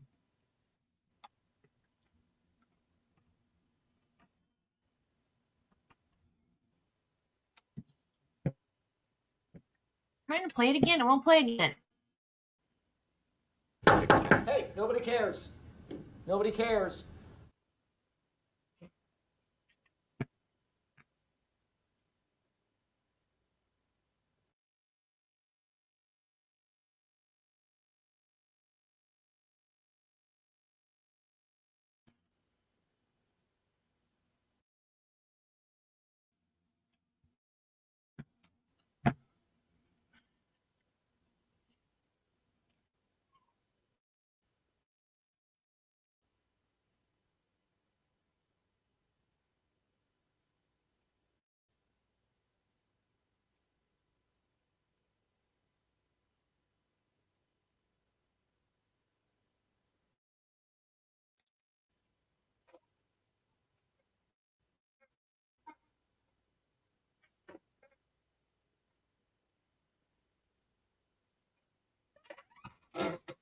What are you doing, you stupid thing?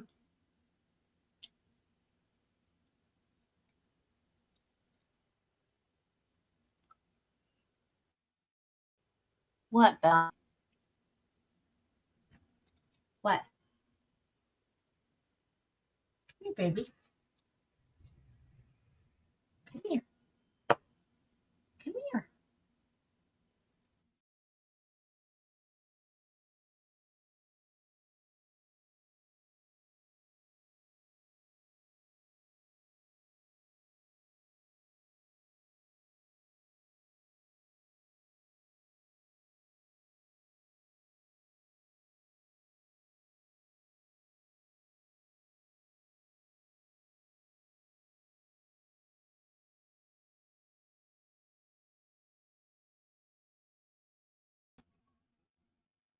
You gonna go potty?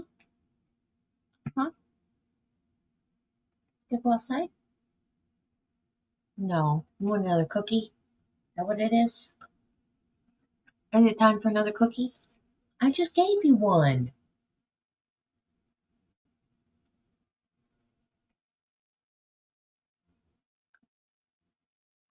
Hang on. I gotta fix StreamYard. Wait just a minute. Okay, all right, I'm coming.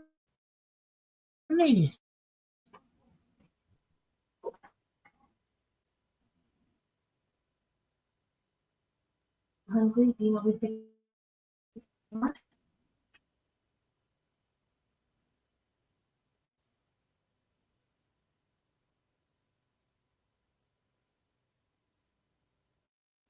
Yeah, what Adam?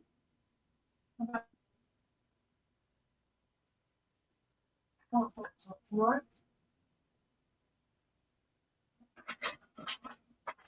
What?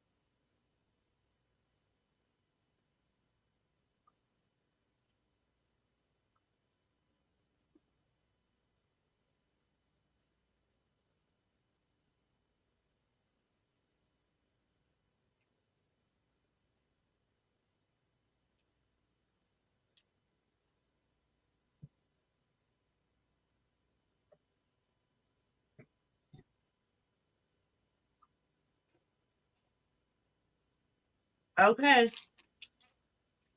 They said 12:15, right? Are they an hour? No, they're an hour. Wait. It's 11:18 here. So it's 10:18 there, right? So they said be back at 10:15. Well, it's 10:19 now. Time confuses me, y'all. And the clock on the stove is still wrong because Travis doesn't know how to set it. So I got to go set it.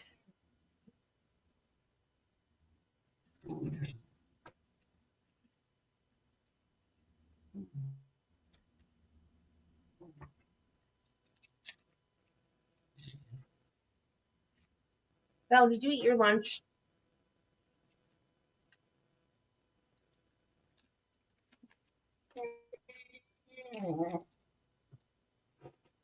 Hold on.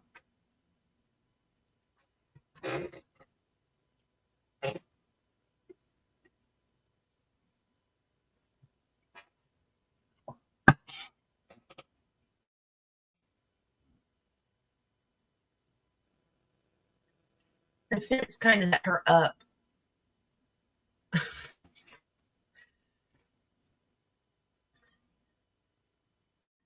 The defense kind of set her up to fail. And that was her first time testifying. She's probably going to be like, this again.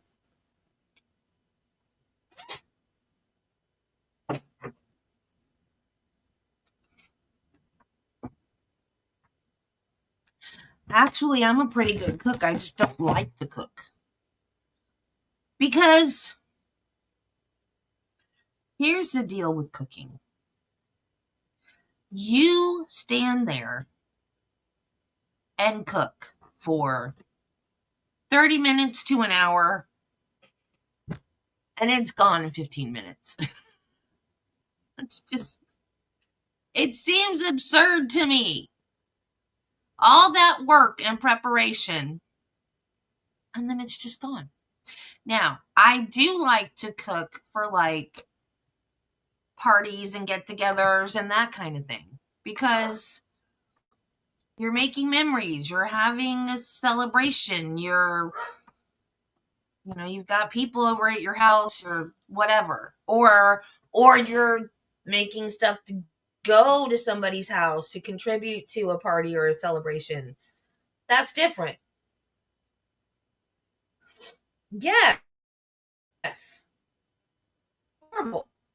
Why you hours prep and all this hot kitchen, and then it's where'd it go? It's gone already. It's a pain in the butt. I hate it. That's why I like to cook. And then 15 minutes later, it's a burp, and that was good, honey. Okay, great. I'm glad you enjoyed it. What? It's fine.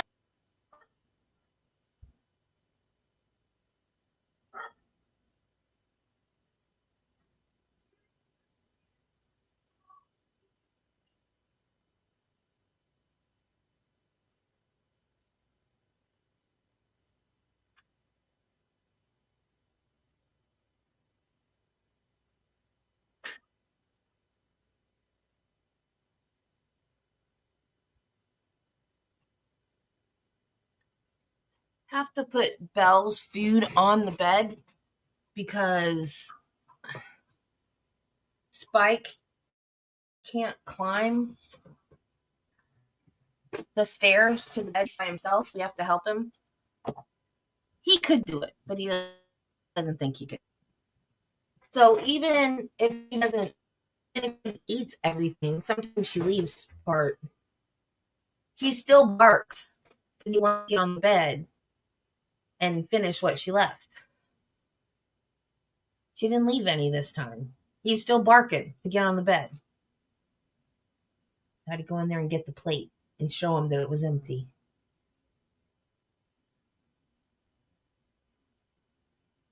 Created a monster. She lost so much. We're so worried about her that I started feeding her Pet Fresh because it looks like raw food, smells like raw food. And she started eating that and she gained the weight back. But now she won't eat anything but the other night. And I was feeding her the regular like dry kibble that we leave out all the time. He had to drop it like one at a time into her mouth to get her to eat it.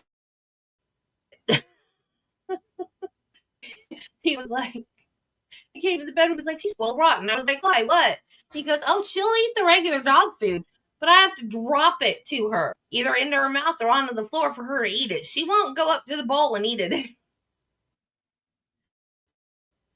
I'm sorry. She lost so much weight because she wasn't eating anything, so I got her something to eat. So every time she runs out now, because they don't sell that in the teeny tiny city that we live in, every time she runs out, we got to go to the next town over to the big Walmart to get her more food.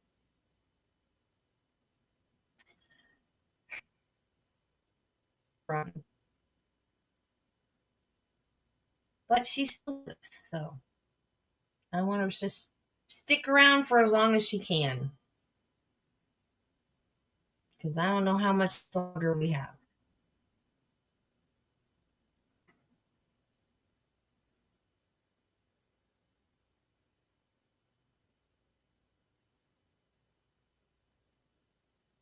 What are you doing, Spike? Shadow.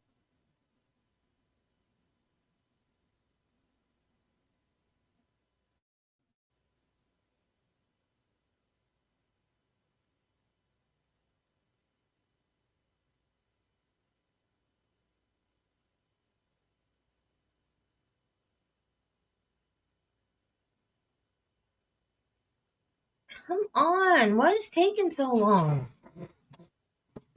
I hope it's not. No, it's not paused. I've done that before. More time than I usually would have.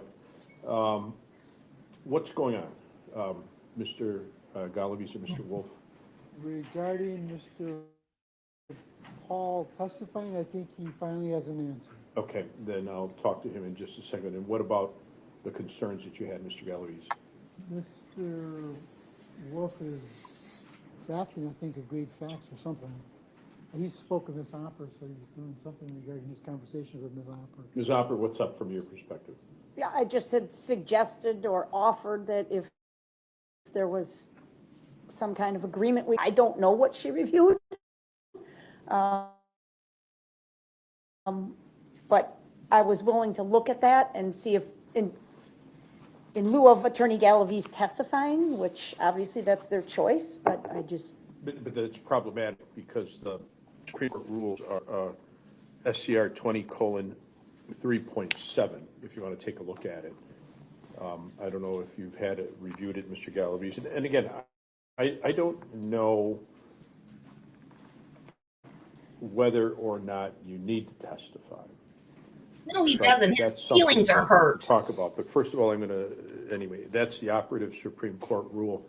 And then there's an ethics opinion that was just issued, EF 25-01, issued June 6th of 2025, pertaining to lawyers as witnesses. And I'm just going to read the synopsis. and this is just the synopsis. It says, in general, a lawyer may not testify as a fact witness, would also appear as an advocate for a client, nor if they are likely to be necessary witness.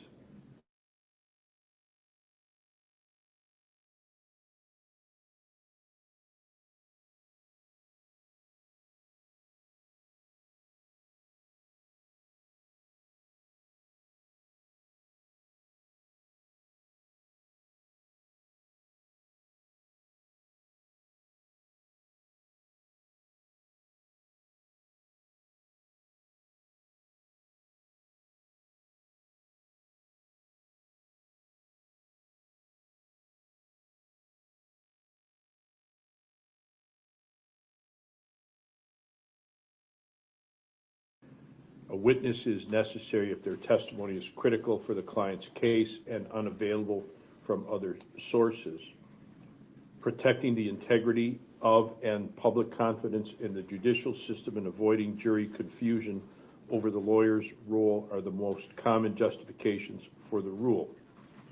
Because the rule protects the integrity of the justice system rather than only the interests of the parties, informed consent does not prevent disqualification of the lawyer or exclusion of their testimony.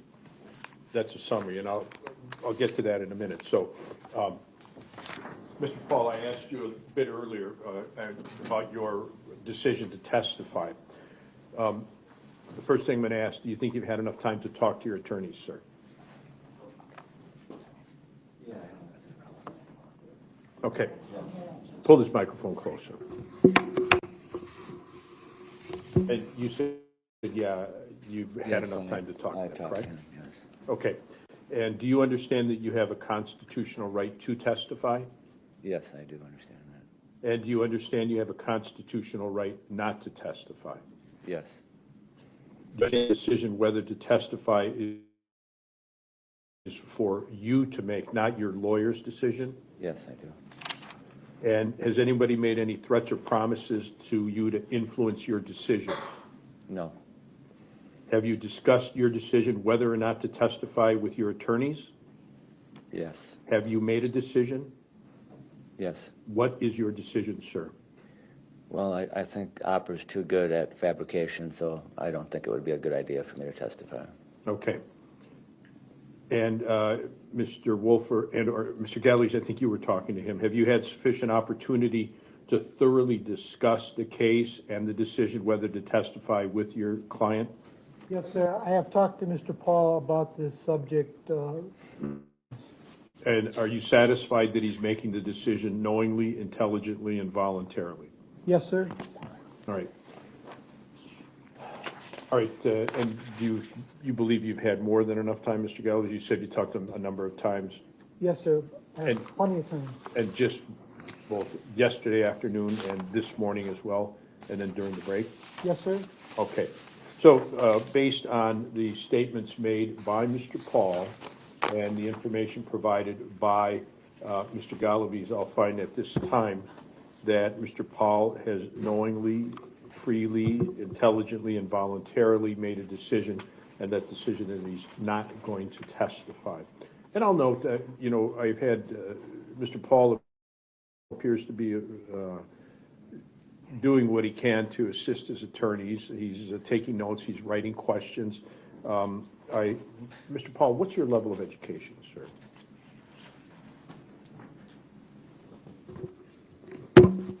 I've had some college. Okay, and again, you know, he's a person who is able to freely communicate effectively and efficiently in the English language. I've heard his recordings of his remarks with interrogators and so on. He seems to be an intelligent man, well-spoken, and very cognizant and aware of his surroundings and the proceedings that he's involved in. So again, I'll find that his decision is made knowingly, intelligently, and voluntarily, that he's not going to testify. All right. Now, let's get back to this issue. Is there something that, Mr. Wolf, that you're working on, some agreement or stipulation about this issue, about what the witness received for her testimony? Your Honor, yes, and what I'm what I've given the state is just maybe a list of agreed upon facts that could be presented to the jury. All right. About that process, obviously, in light of what the court stated, and obviously making every effort to not create an issue about whether or not Attorney Galaviz testifies or not testifies. All right, and you've given that to Ms. Opper? Yes, Your Honor. And Ms. Opper, have you had a chance to look at it? Yes, I'm close to completing my review of it, Your Honor. I'll give you a minute then, or two. Okay, And then you can talk to Mr. Wolf, too. Yes,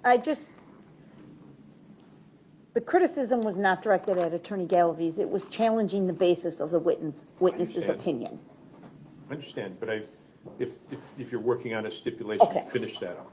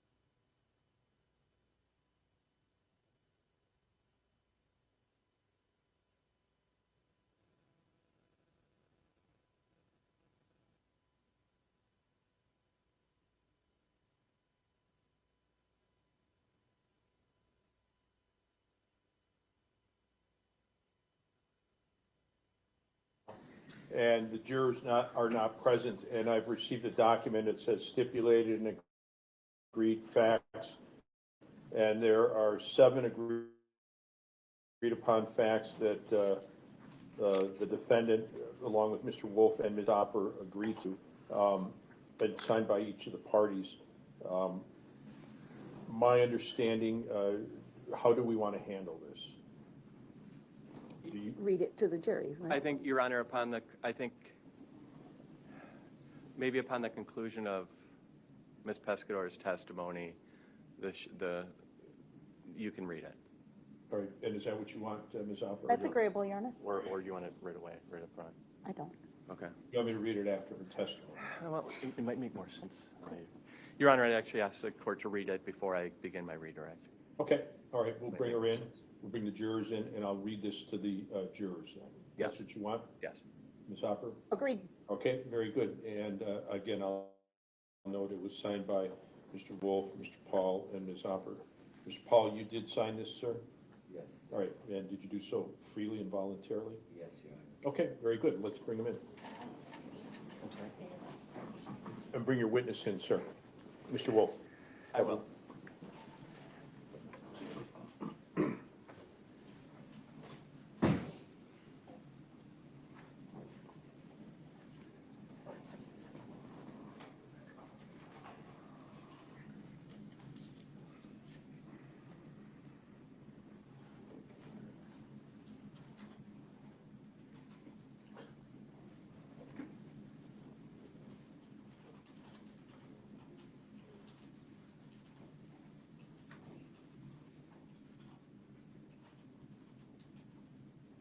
Come on up, ma'am, please.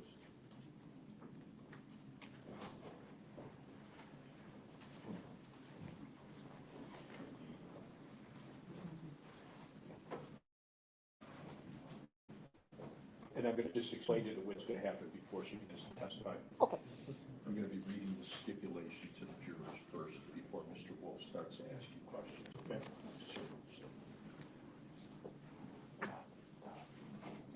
All rise for the jury.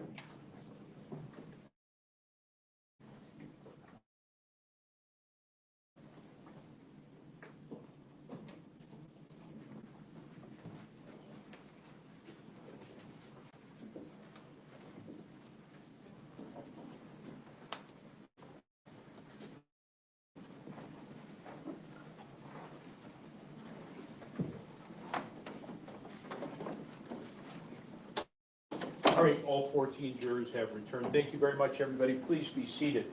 And ladies and gentlemen, you can be seated now.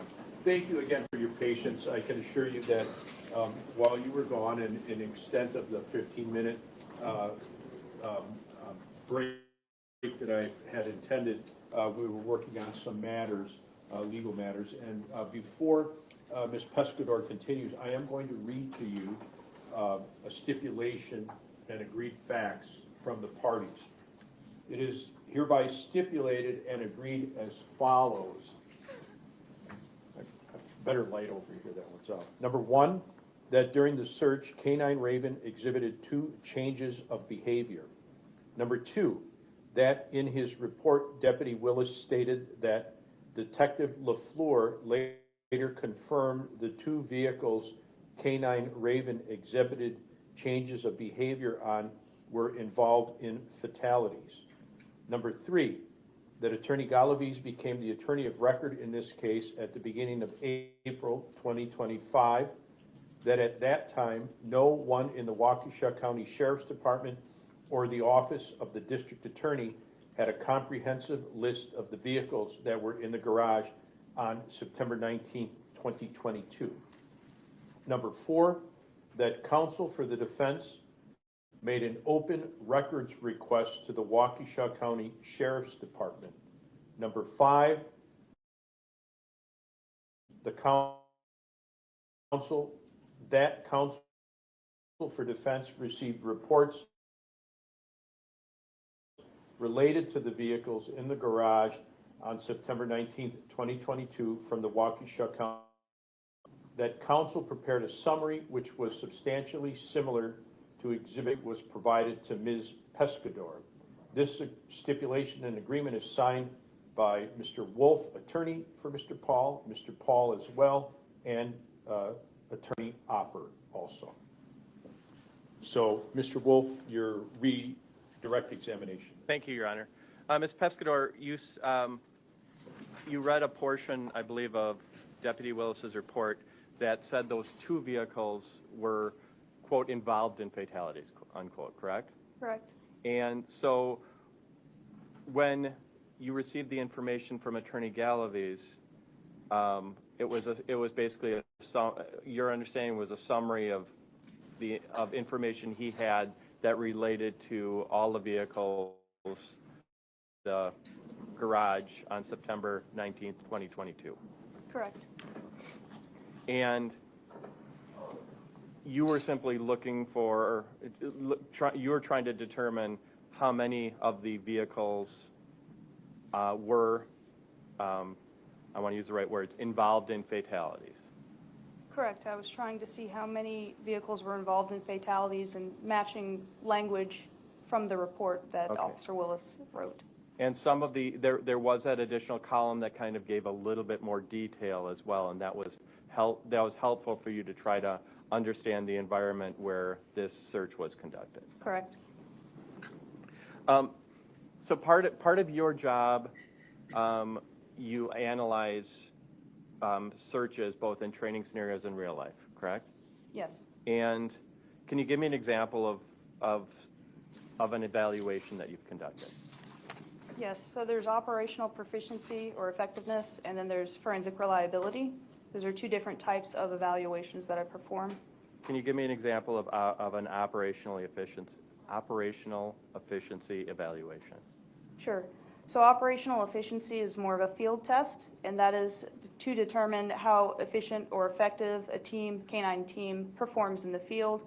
For the handler, it can be search planning, being able to read the dog, as I said before, their body language, being able to tell the dog's alert, its changes of behavior, and for the dog's performance, how well it is able to work independently from the handler, that it's not cued by the handler, it's not paying too much attention to the handler's own body language and movements, that it is able to independently work, perform its alerts, and that they work together as a team effectively.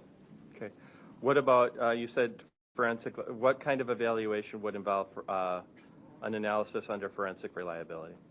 So that is more of an analysis of process, and it does include an evaluation of training logs, making sure that the team has been performing consistently over time, that the team it's documented that the team has performed that consistent training.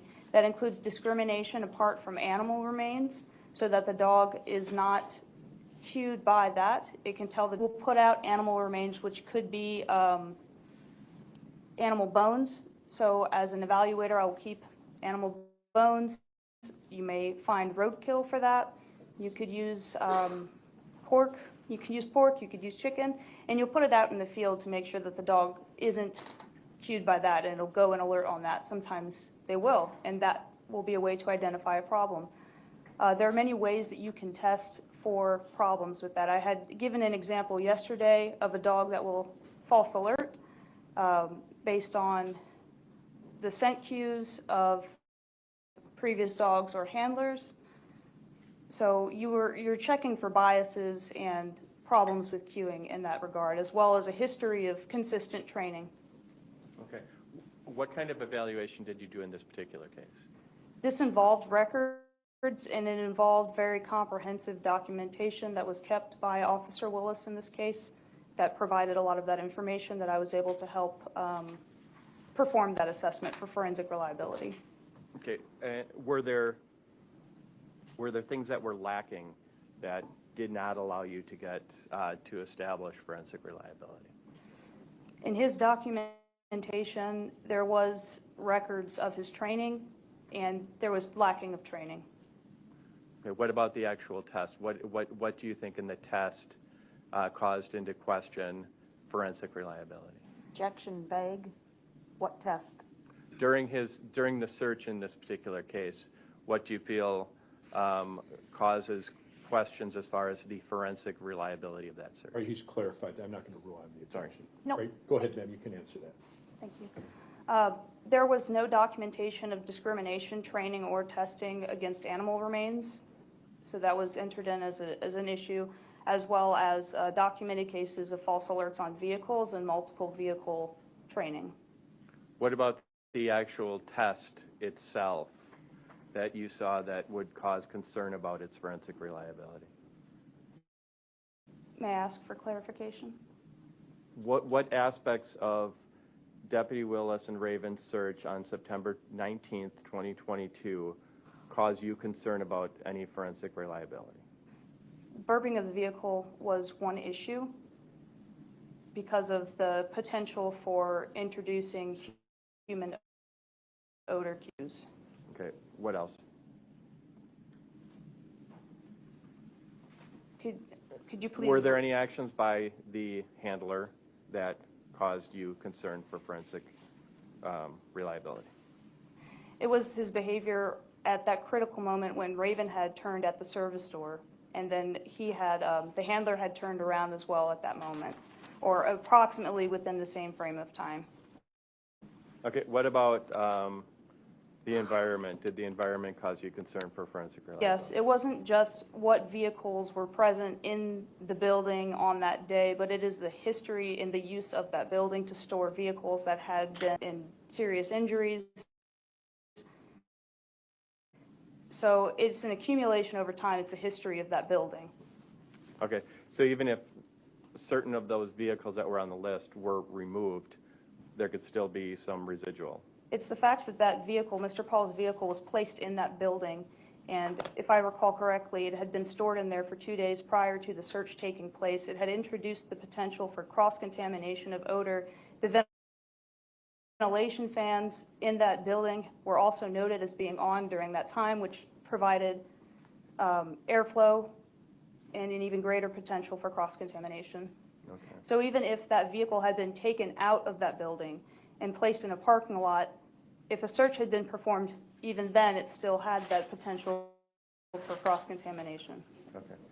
Finally, the issue is raised as far as your compensation, correct? Correct. And you are getting paid in this case, correct? Correct.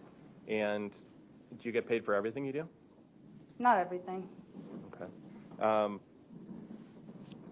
You could have requested the police reports from Attorney Galaviz, correct? I suppose so, yes. And you could have spent hours and hours on those police reports, correct? Correct. And why didn't you do that? I felt that I had enough information based on the scope of what I was looking for. Okay. Thank you. Nothing further, Your Honor. Reed Cross? So just to be clear, this was not a test, right? This was an actual search in the field on September 19th of 2022 by K9 Raven, correct? Correct. So anytime you're referencing a test, that's not what this was, right? Correct. Okay. And you agree with me that it was a blind search, Correct. okay? And it is incorrect when you just testified that Raven turned at the service door, correct? That's not where she turned. I said the approximate location and time. No, you said she turned at the service door. She turned right when she got to the back bumper of that truck, correct? She was passing by the back bumper of the truck. It was around that area, the same area as the service door, according to the diagram drawn by Officer Willis. And after that, Investigator Willis started to walk the other direction, consistent with prior trainings, correct? Could you please rephrase your question? Yes, after the dog's walking past the car, right? Dog's walking past Mr. Pahl's vehicle in the garage. You agree with that? Past his vehicle? Yes, the dog. I'm This sorry. is the vehicle. She's walking past the vehicle, right? My table's the vehicle. The dog comes around the side, correct? Dog comes from this way. The table's the car, the truck. Okay. Okay? Based on what we heard from Investigator Willis, the dog walks past and then suddenly turns, has a change of behavior, goes to the rear passenger side and provides a trained formal alert, correct? Where's the service door in this case? In this? Tell me. I'm asking you. You're walking around, but I can't tell where the service door is in your scenario. This is the truck. Okay. This is the direction of travel. Are you with me? I'm following. Okay. Where? I'm asking you. You'd agree with me, Ms. Pescador? There's absolutely nothing in the training records that suggests Raven hits on animal remains, correct? Well, he didn't write that down. He didn't proof against it. He didn't write it down. It's in his training records, correct? No, there's no indication that he ever trained against that. He didn't proof off of it. You're telling me there's nothing in his training records where he documented there be search training areas and there were animal remains present and the dog did not alert? Are you telling me that's not in his records? Correct. Okay. Thank you. That's it? Yes. All right. Thank you very much, ma'am. So I'll finish your excuse. Oh.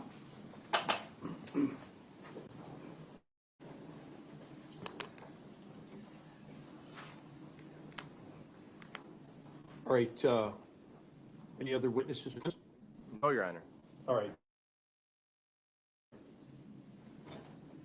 Any rebuttal testimony from the state? No, Judge. Okay. So, folks, here's what's going to happen.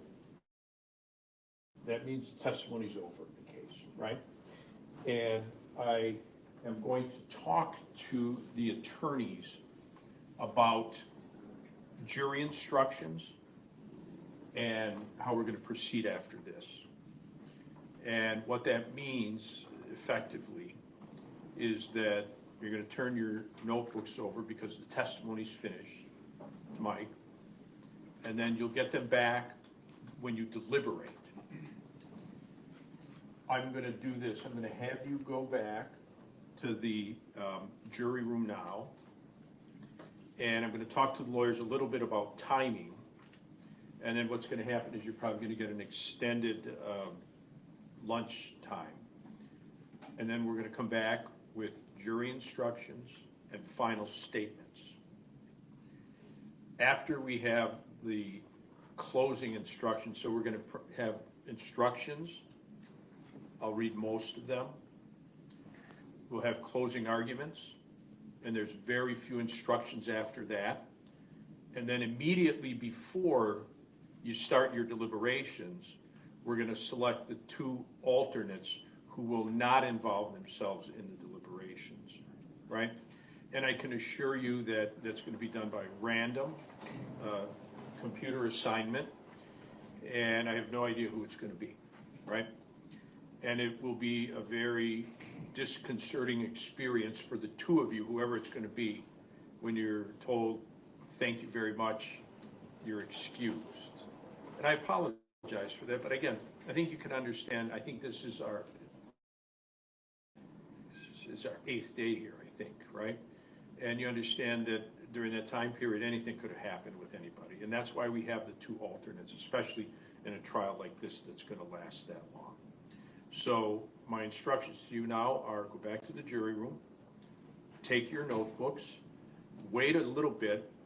I'll talk to the attorneys about timing, and then I'll send word back to Mike, and he'll instruct you when you're to return this afternoon. All right? Anything else from the state before we break? No, Judge. All right, anything else from the defense? No, Your Honor. Okay, very good. Thank you, folks. All rise for the verdict. You got this one?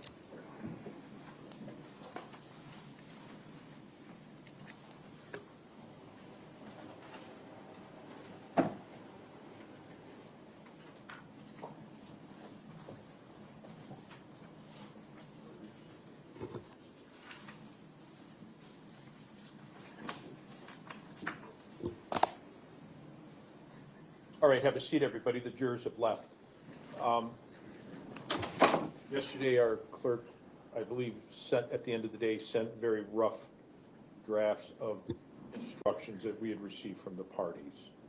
And I think it's probably prudent for me to, well, let me put it this way, let's talk about timing first. I think that we can finish up by noon talking about instructions and probably having a finalized form for them. we could take a lunch break, and then the parties can come back and approve finally of the instructions, right? And then we can go on towards our closing instructions and then closing statements. So what I would probably propose is that we tell the jurors to come back at 1:15, and then we'll move on from there. Ms. Gordon? That's fine with the state. Mr. Wolf, Mr. Gallagher? That's good, Your Honor. Okay, so give me 1 second.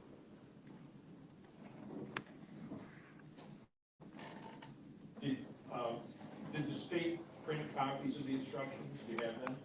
Yes, your clerk kindly provided a printed version last night, Your Honor. Okay. Okay, so both sides have the printed version, correct, Mr. Wolf? Yes, Your Honor. Okay.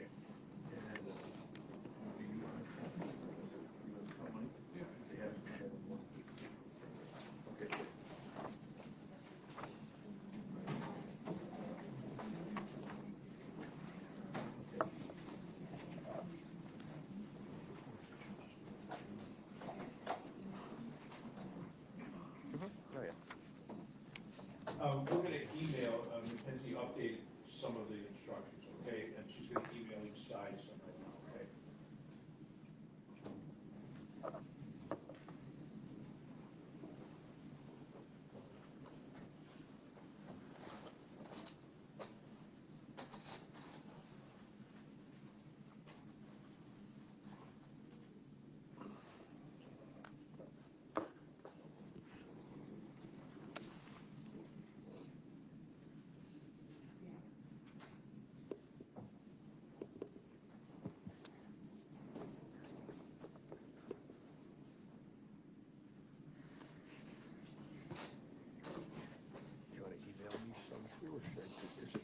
It's different than this, right? You print me a copy.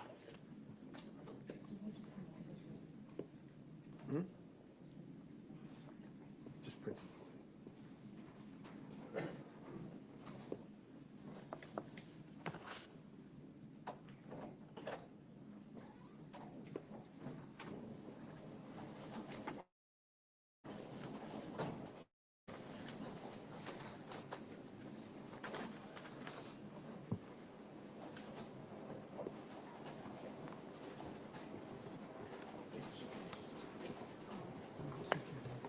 What? Pescador? Okay. You can let her know, yeah.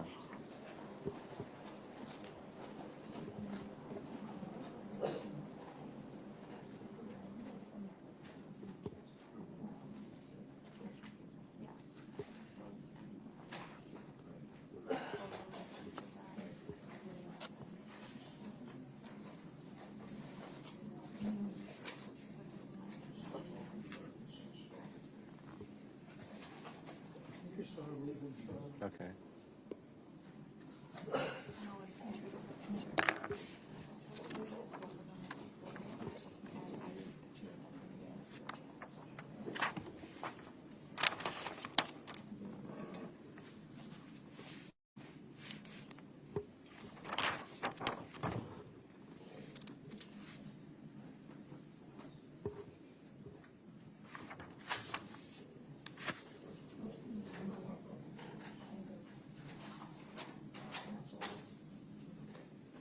Okay, I want to talk first about exhibits, right? And I think pretty much everything has been admitted. We need to clarify just, I think, 2 exhibits from the defense. One of them was Dr. Hale's report, which was exhibit 442, right? Because some of the language she used, we did not publish it, but she looked at it. And so it wasn't shown to the jurors, but she used it. Is there a request to admit that from the defense? Yes, sir. Any objection from the state? No, Your Honor, I think it should be part of the record. All right, 442 is admitted, but they, yeah. And then the other one was 612, Ms. Pescador's notes on the Willis report. There was a screenshot, 612A, of the table, and then there was page 5 was shown, I can't remember, shown to the witness and the jury, to the jury as well. So we should probably go back and screenshot that as well, I think. And I think that was on cross-examination, page 5. Yes. All right.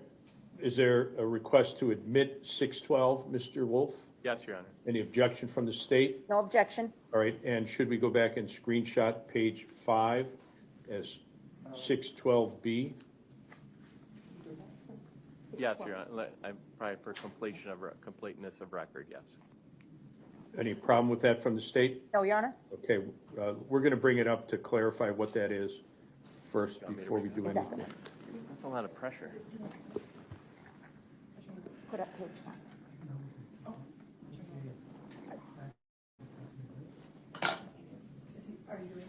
I did. You looking for it? Yep, we're good. We're getting it. Oh, you're getting it? Yeah. Oh, you guys are good. Well, that's what Ms. Gussie's here for. She's an expert. Can't use that word.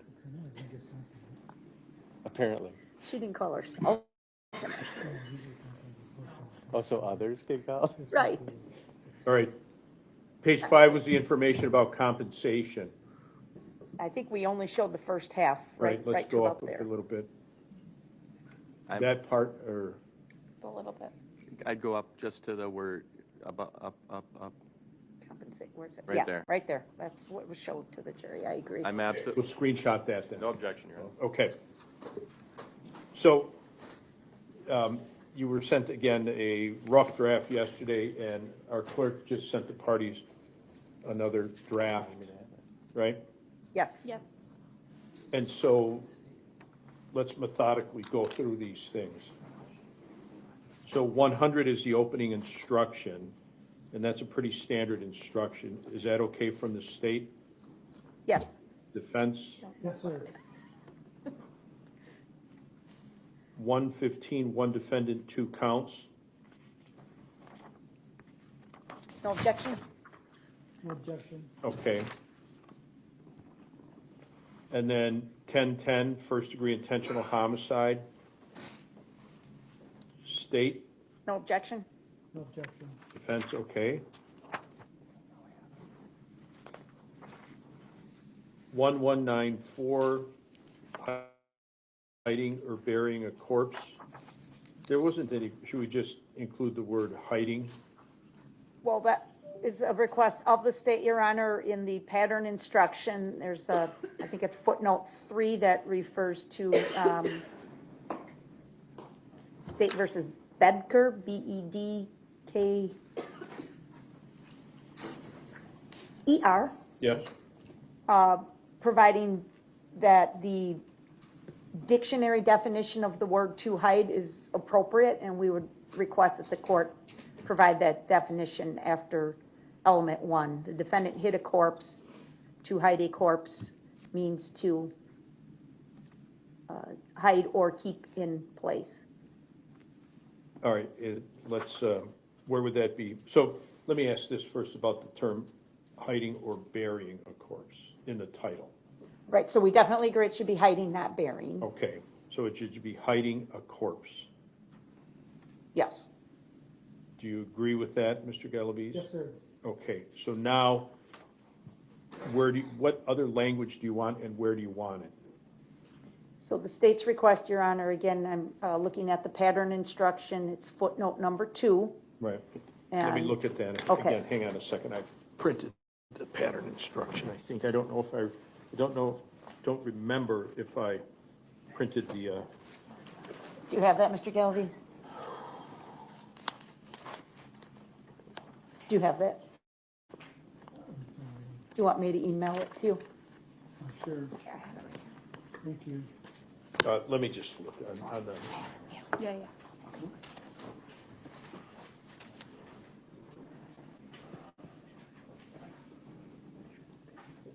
does it have the notes on it?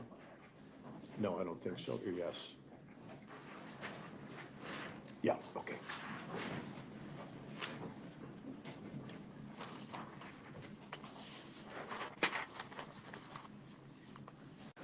All right, tell me which, you're looking at which footnote, ma'am? 2, 2, okay.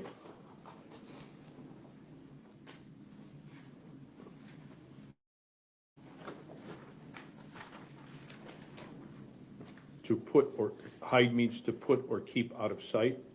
yes, I would ask that be added to the, after the first sentence of element number 1, it reads the defendant hid a corpse, then I would ask you add a sentence that says to hide means to put or keep out of sight. Agree or disagree with that, Mr. Galaviz? No objection, Judge. Okay.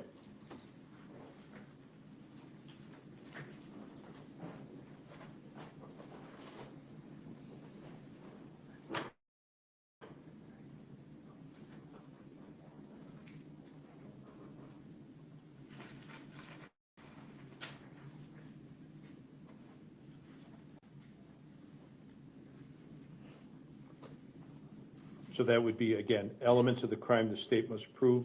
Number 1, the defendant hid a corpse. To hide means to put or keep out of sight. That's our request, Your Honor. Okay, with that and the modification of the title, that's, you approve that, ma'am? Yes, sir. And Mr. Galaviz? Yes, Judge, on the, right under the identification, the title, on that first line, it says hide or buries the corpse. Okay.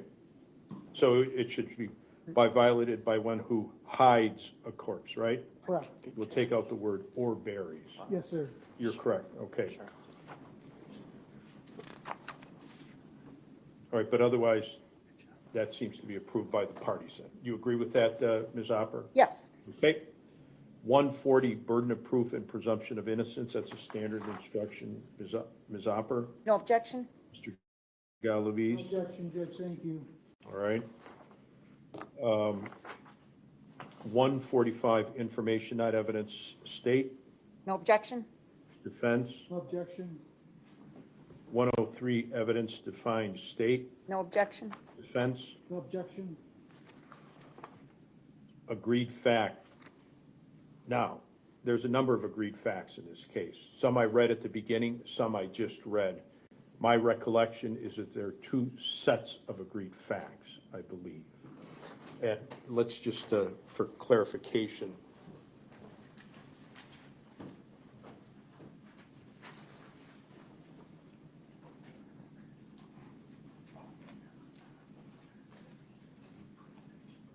actually there's 2 sets of agreed facts. One is about the weather and the rain, and this last one is about the canine search, the building, and so on. Do you agree that there's 2 sets, Ms. Opper? I do. And Mr. Galaviz? Yes, sir. And so I should read again each of those sets of agreed upon facts. Do you agree, Ms. Opper? Yes. And Mr. Galaviz? Yes, sir. Okay. So here's the other thing. The instruction is incorrect. And because it says the district attorney and the attorney for the defendant, that's partially true. The district attorney and the defense, because it involves Mr. Pahl as well, right? Agreeable with that change, Your Honor? Mr. Galaviz? Yes, sir. So it should read, the district attorney and the defense have stipulated or agreed to the existence of certain facts, and you must accept these facts as conclusively proved. In this case, the district attorney and the defense have stipulated to the following facts, and then I would read the facts, correct? Yes. All right. You agree with that, Mr. Galaviz? Yes, sir.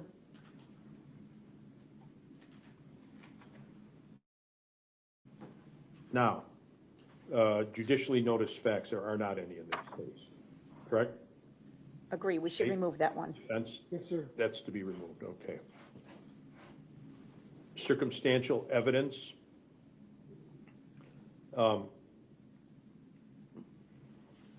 There's parenthetical language that talks about if evidence of flight, escape, or concealment has been admitted, see Wisconsin Jury Instruction 172.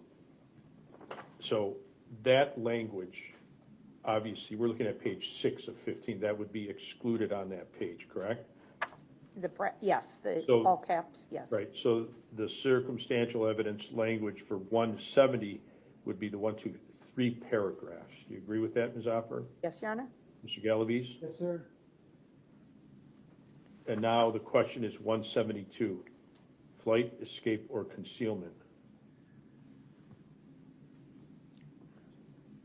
So evidence has been presented relating to the defendant's conduct after the alleged crime was committed or after the defendant was accused of the crime, whether the evidence shows a consciousness of guilt and whether consciousness of guilt shows actual guilt are matters exclusively for you to decide. Ms. Opper, Well, should we give that instruction? we would request that instruction. There has been at least circumstantial evidence of flight. However, I don't feel strongly about it. If the defense objects to it, I would not have a problem removing it. I would object. You don't want that? Correct. All right, so if the defense doesn't want it, ma'am? Then we can take it out, Your Honor. Okay, Thank you. 172 is out by agreement of the parties, okay. Okay.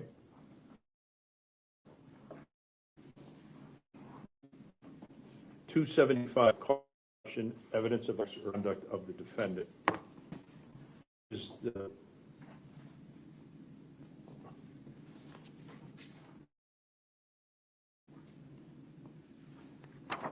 well, there was other evidence of other acts, including acts of domestic violence, specifically, I think. What do you believe we should do with that instruction, Ms. Opper? We did submit a proposed instruction 275 way back when. I don't know the document number, Your Honor, but it was filed on September 25 of 2025. I think that this incorporates the language that you submitted, Okay. that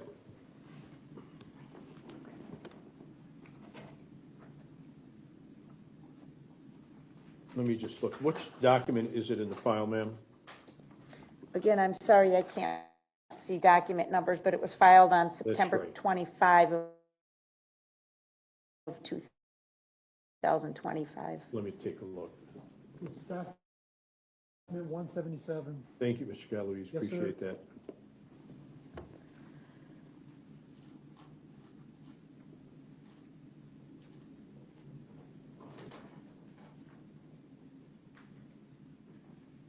All right, this is, we incorporated the instruction that the state submitted, right? So, but you also left, when you submitted that instruction, it says in the second paragraph, specifically, evidence has been presented that the defendant, and there's parentheses, described conduct. What do you believe should be put in there? As a starting point, I would suggest the defendant committed acts of domestic violence in the past or towards Ms. Pavlons. So you would say specifically, the evidence has been presented that the defendant committed Acts of domestic violence towards Ms. Pavlons. or against Ms. Pavlon? Or against Ms. Pavlons in the past.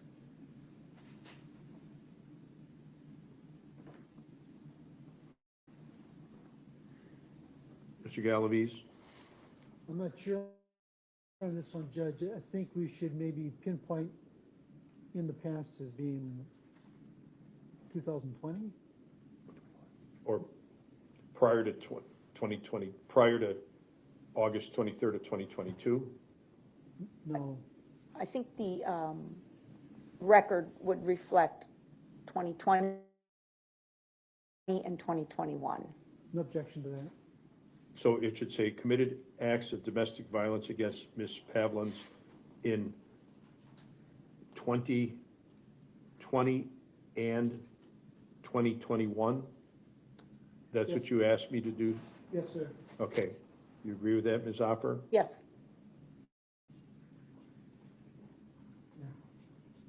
Stephanie Pavlons. We'll say Stephanie Pavlons instead of Ms. Pavlons. Okay? Good idea.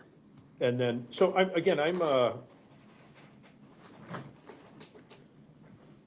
the title of the instruction is, I don't like it, right?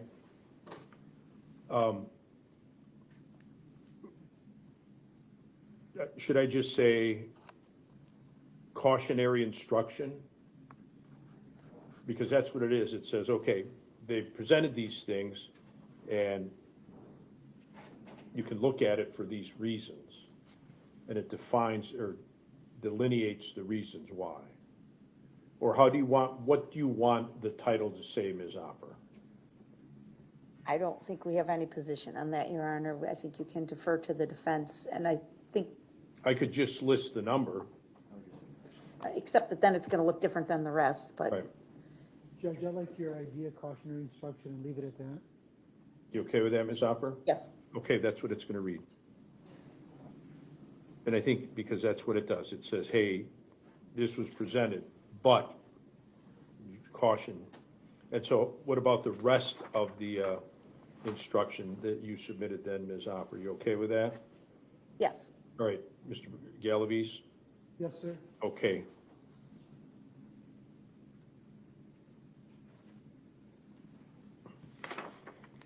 $175 motive. I don't think this is necessary because it's already covered in 1010, Your Honor. All right. That exact language is in 1010. I agree. All right, we'll take 175 out. 180, statements of defendant.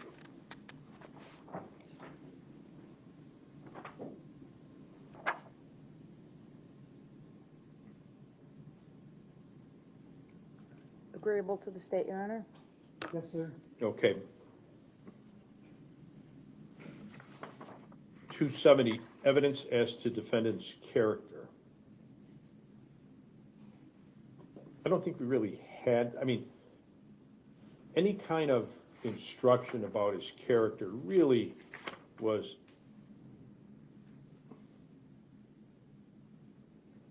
we have other acts, but not character evidence in this case. What's the state's position? I agree with the court. I think it should be removed. Yes, sir. Okay, it's removed.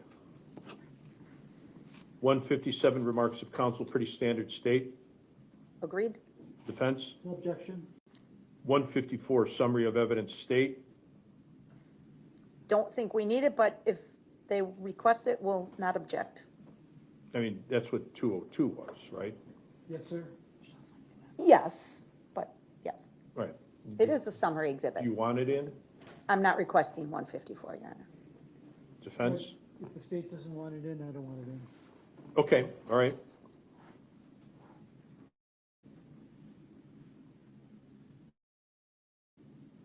All right. 155, exhibits, pretty standard state. Agreed? Defense? Yes, sir. 148, objections of counsel, state. Agreed. Again, it's standard state. Yes, agreed? Evidence or defense? Yes, sir. Okay. 147, improper questions, standard state. Agreed? Defense. Yes, sir. 150, stricken testimony, state. Agree? What was stricken? Something maybe. I struck something, Yeah, Dr. Hale's testimony, I think he struck. a very small portion, a Yes. sentence perhaps. Yes. So you want that, ma'am? State, Yes. defense? Yes, sir. Okay. Weight of evidence, standard state, Yes? defense? Yes, sir. 195, jurors' knowledge, standard state, Yes? defense? Yes, sir. Credibility of witnesses, the main portion, state, Agreed? defense? Yes, sir. Now, 315. Give me 1 second.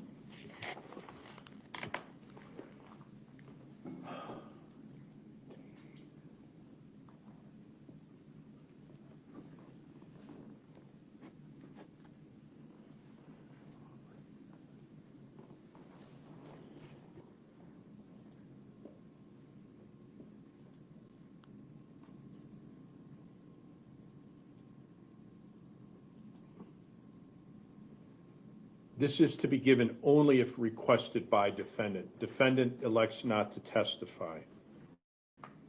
State, I don't care. Right. Defense? I want it in, Jim. Okay. So it will read as indicated. The title will remain the same. Defendant elects not to testify. A defendant in a criminal case has the absolute constitutional right not to testify. And the defendant's decision not to testify must not be considered by you in any way and must not influence your verdict in any manner. That's what you want. That's the form instruction, correct? Yes, sir. Okay, very good. 317, witness exercising privilege against self-incrimination. That's not applicable. State? I agree. Take it out, please. Defense? Agree. Okay, 317 is out. So 200, it's titled Expert Opinion Testimony General. And that is, the concern I always have is that there's a Daubert hearing.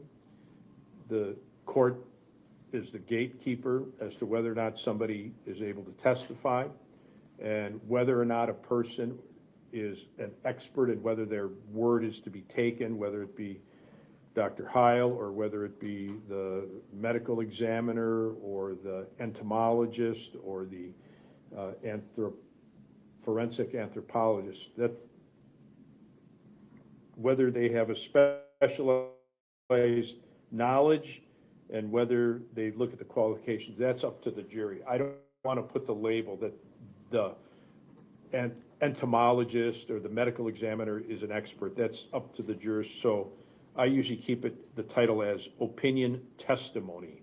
Mm-hmm. That's it. State agree with that? We do. Defense? Yes, sir. Okay. And then otherwise is 200 okay from the state? Yes, I would request the bracketed language about if In there's resolving conflicts. conflicts? Yes. Right. You agree with that, defense? Yes, sir. Okay, that will, I think that's a good idea in this case, because we have opposing opinions from about cause, and we have opposing opinions about the dog handling and so on, right? Yes. And then 201, opinion of a non-expert witness. State is not requesting that one, Your Honor. Defense? I agree. Okay. I mean, there were some statements by law enforcement officers about what would usually happen in a law enforcement scenario and so on, but state's not requesting, defense is not requesting?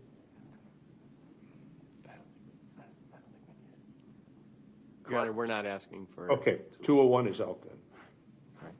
Correct. All right, 205, opinion testimony, hypothetical questions.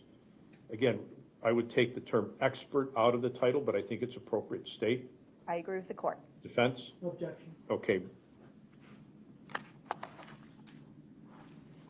312 is not an issue here. No longer.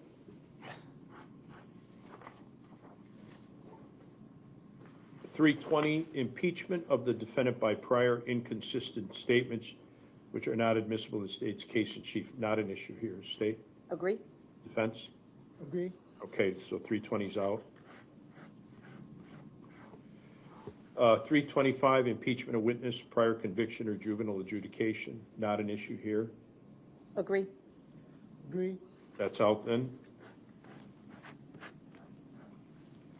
Impeachment of defendant as a witness, prior conviction or juvenile adjudication. 327, not an issue here. State? Agree?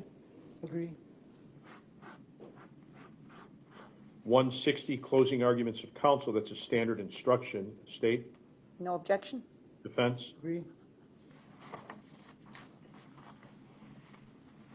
And then 465, closing instruction, optional short form. I like the short form. State? Agree, but maybe you don't have to read optional short Oh, that form. will be taken out. Okay. Yes. Defense? Okay. With that modification, Mr. Galois? Perfect. Okay. 2 counts.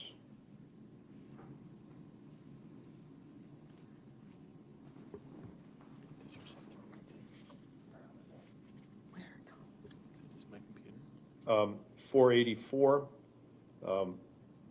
state, No objection to 484.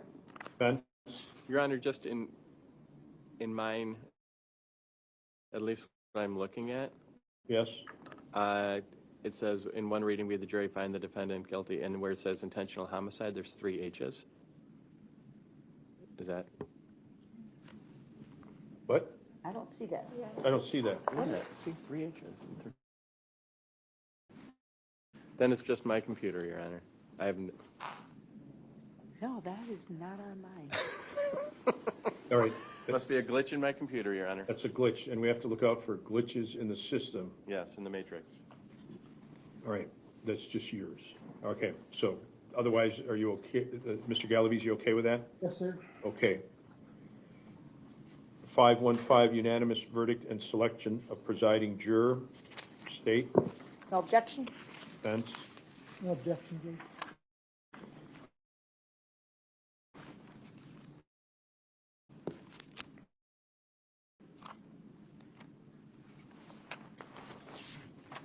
doesn't apply, state, Agreed. defense. Agreed. Okay, any other instructions that the state wants to add, Nothing further, Judge, thank you. or any change in verbiage? No, sir, we're Right. satisfied with these proposed instructions. Mr. Galaviz, same questions to you, sir. No change, Judge. Okay.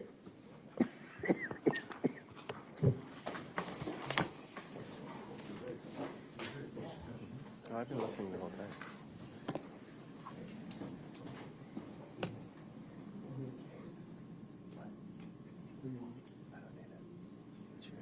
Just to confirm,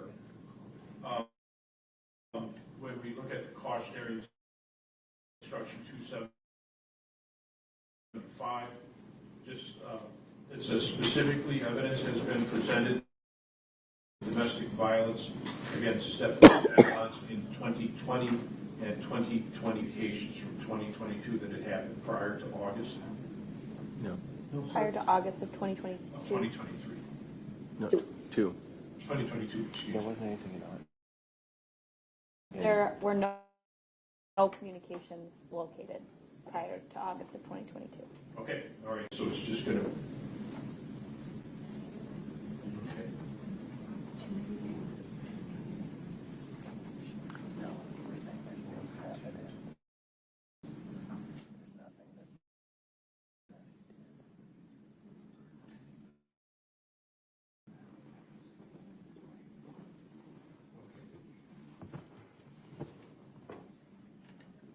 Okay, so if you look at the proposed instruction that we received from the state, it says if you find that this conduct did occur, you should consider motive, intent,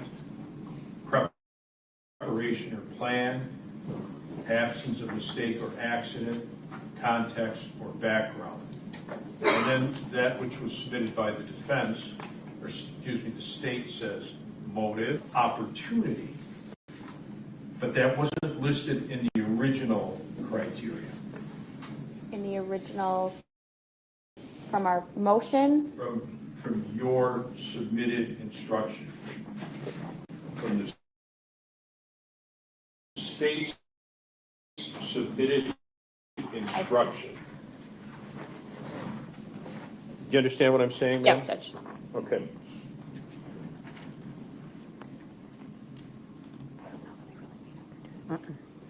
Judge, I think we can take opportunity out. I don't think there's really a dispute about. All right, we'll do that then. So we got motive, intent, preparation or plan, absence,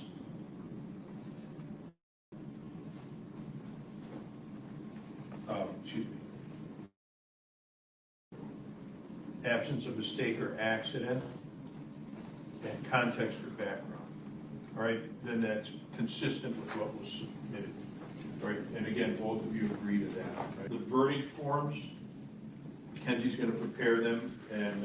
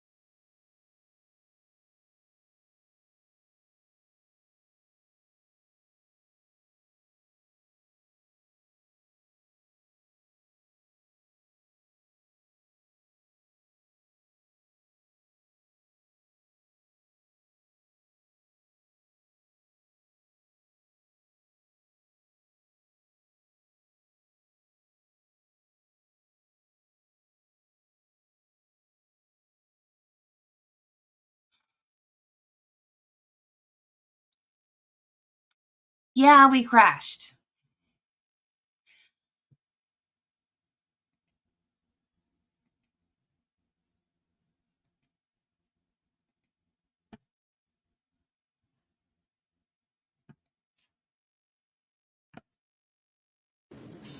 The closing arguments of counsel and let the attorneys give their closing arguments.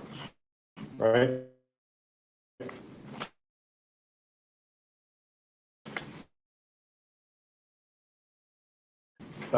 Who's going to give the closing argument for the state? I am, Judge. Okay, and absent getting copies of the proposed final instructions, any?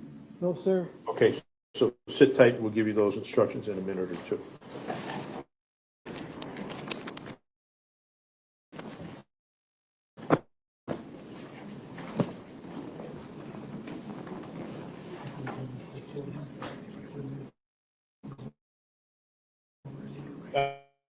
Question for the attorneys. When the documents we have and put them in the instructions, or take the stipulate, which that's probably the better way, or take the documents themselves and give them to the jurors with their instructions. Ms. I think it's easier for them to understand if it's copied and pasted into the jury minute. Dummies? I don't have any objection either way. Okay, well, I think it's better for us to copy and paste them into the instructions. Okay. Yes, sir.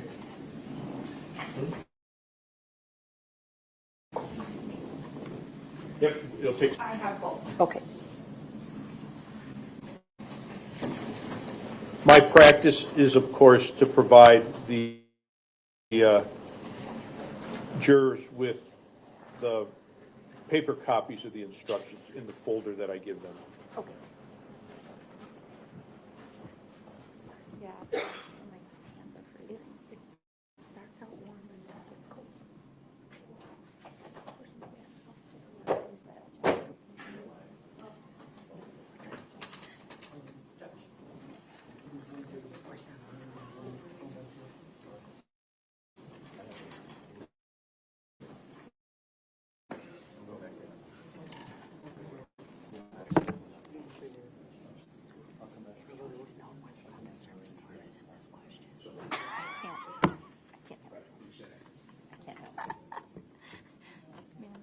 Okay, another thing, folks. When I read the original agreed facts about the weather, I said, in this case, the district attorney and the defendant's attorney, as opposed to the district attorney and the defense. Again, that's, and on the record, I told everybody to that it was the agreement, I think, of Mr. Pahl and the defense.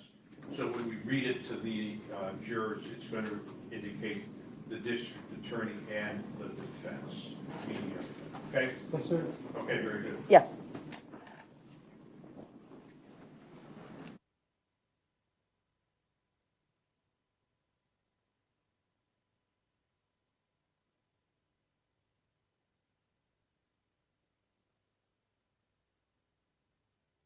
Okay, so first would be 1:15, so that's 2:15 for us. So I will see you guys. I will see you guys back at 2:15. So enjoy your lunch, and I guess we are doing closings today, and then we will be on Verdict Watch. So have a great lunch, guys, and I will see you back at 2:15. Bye.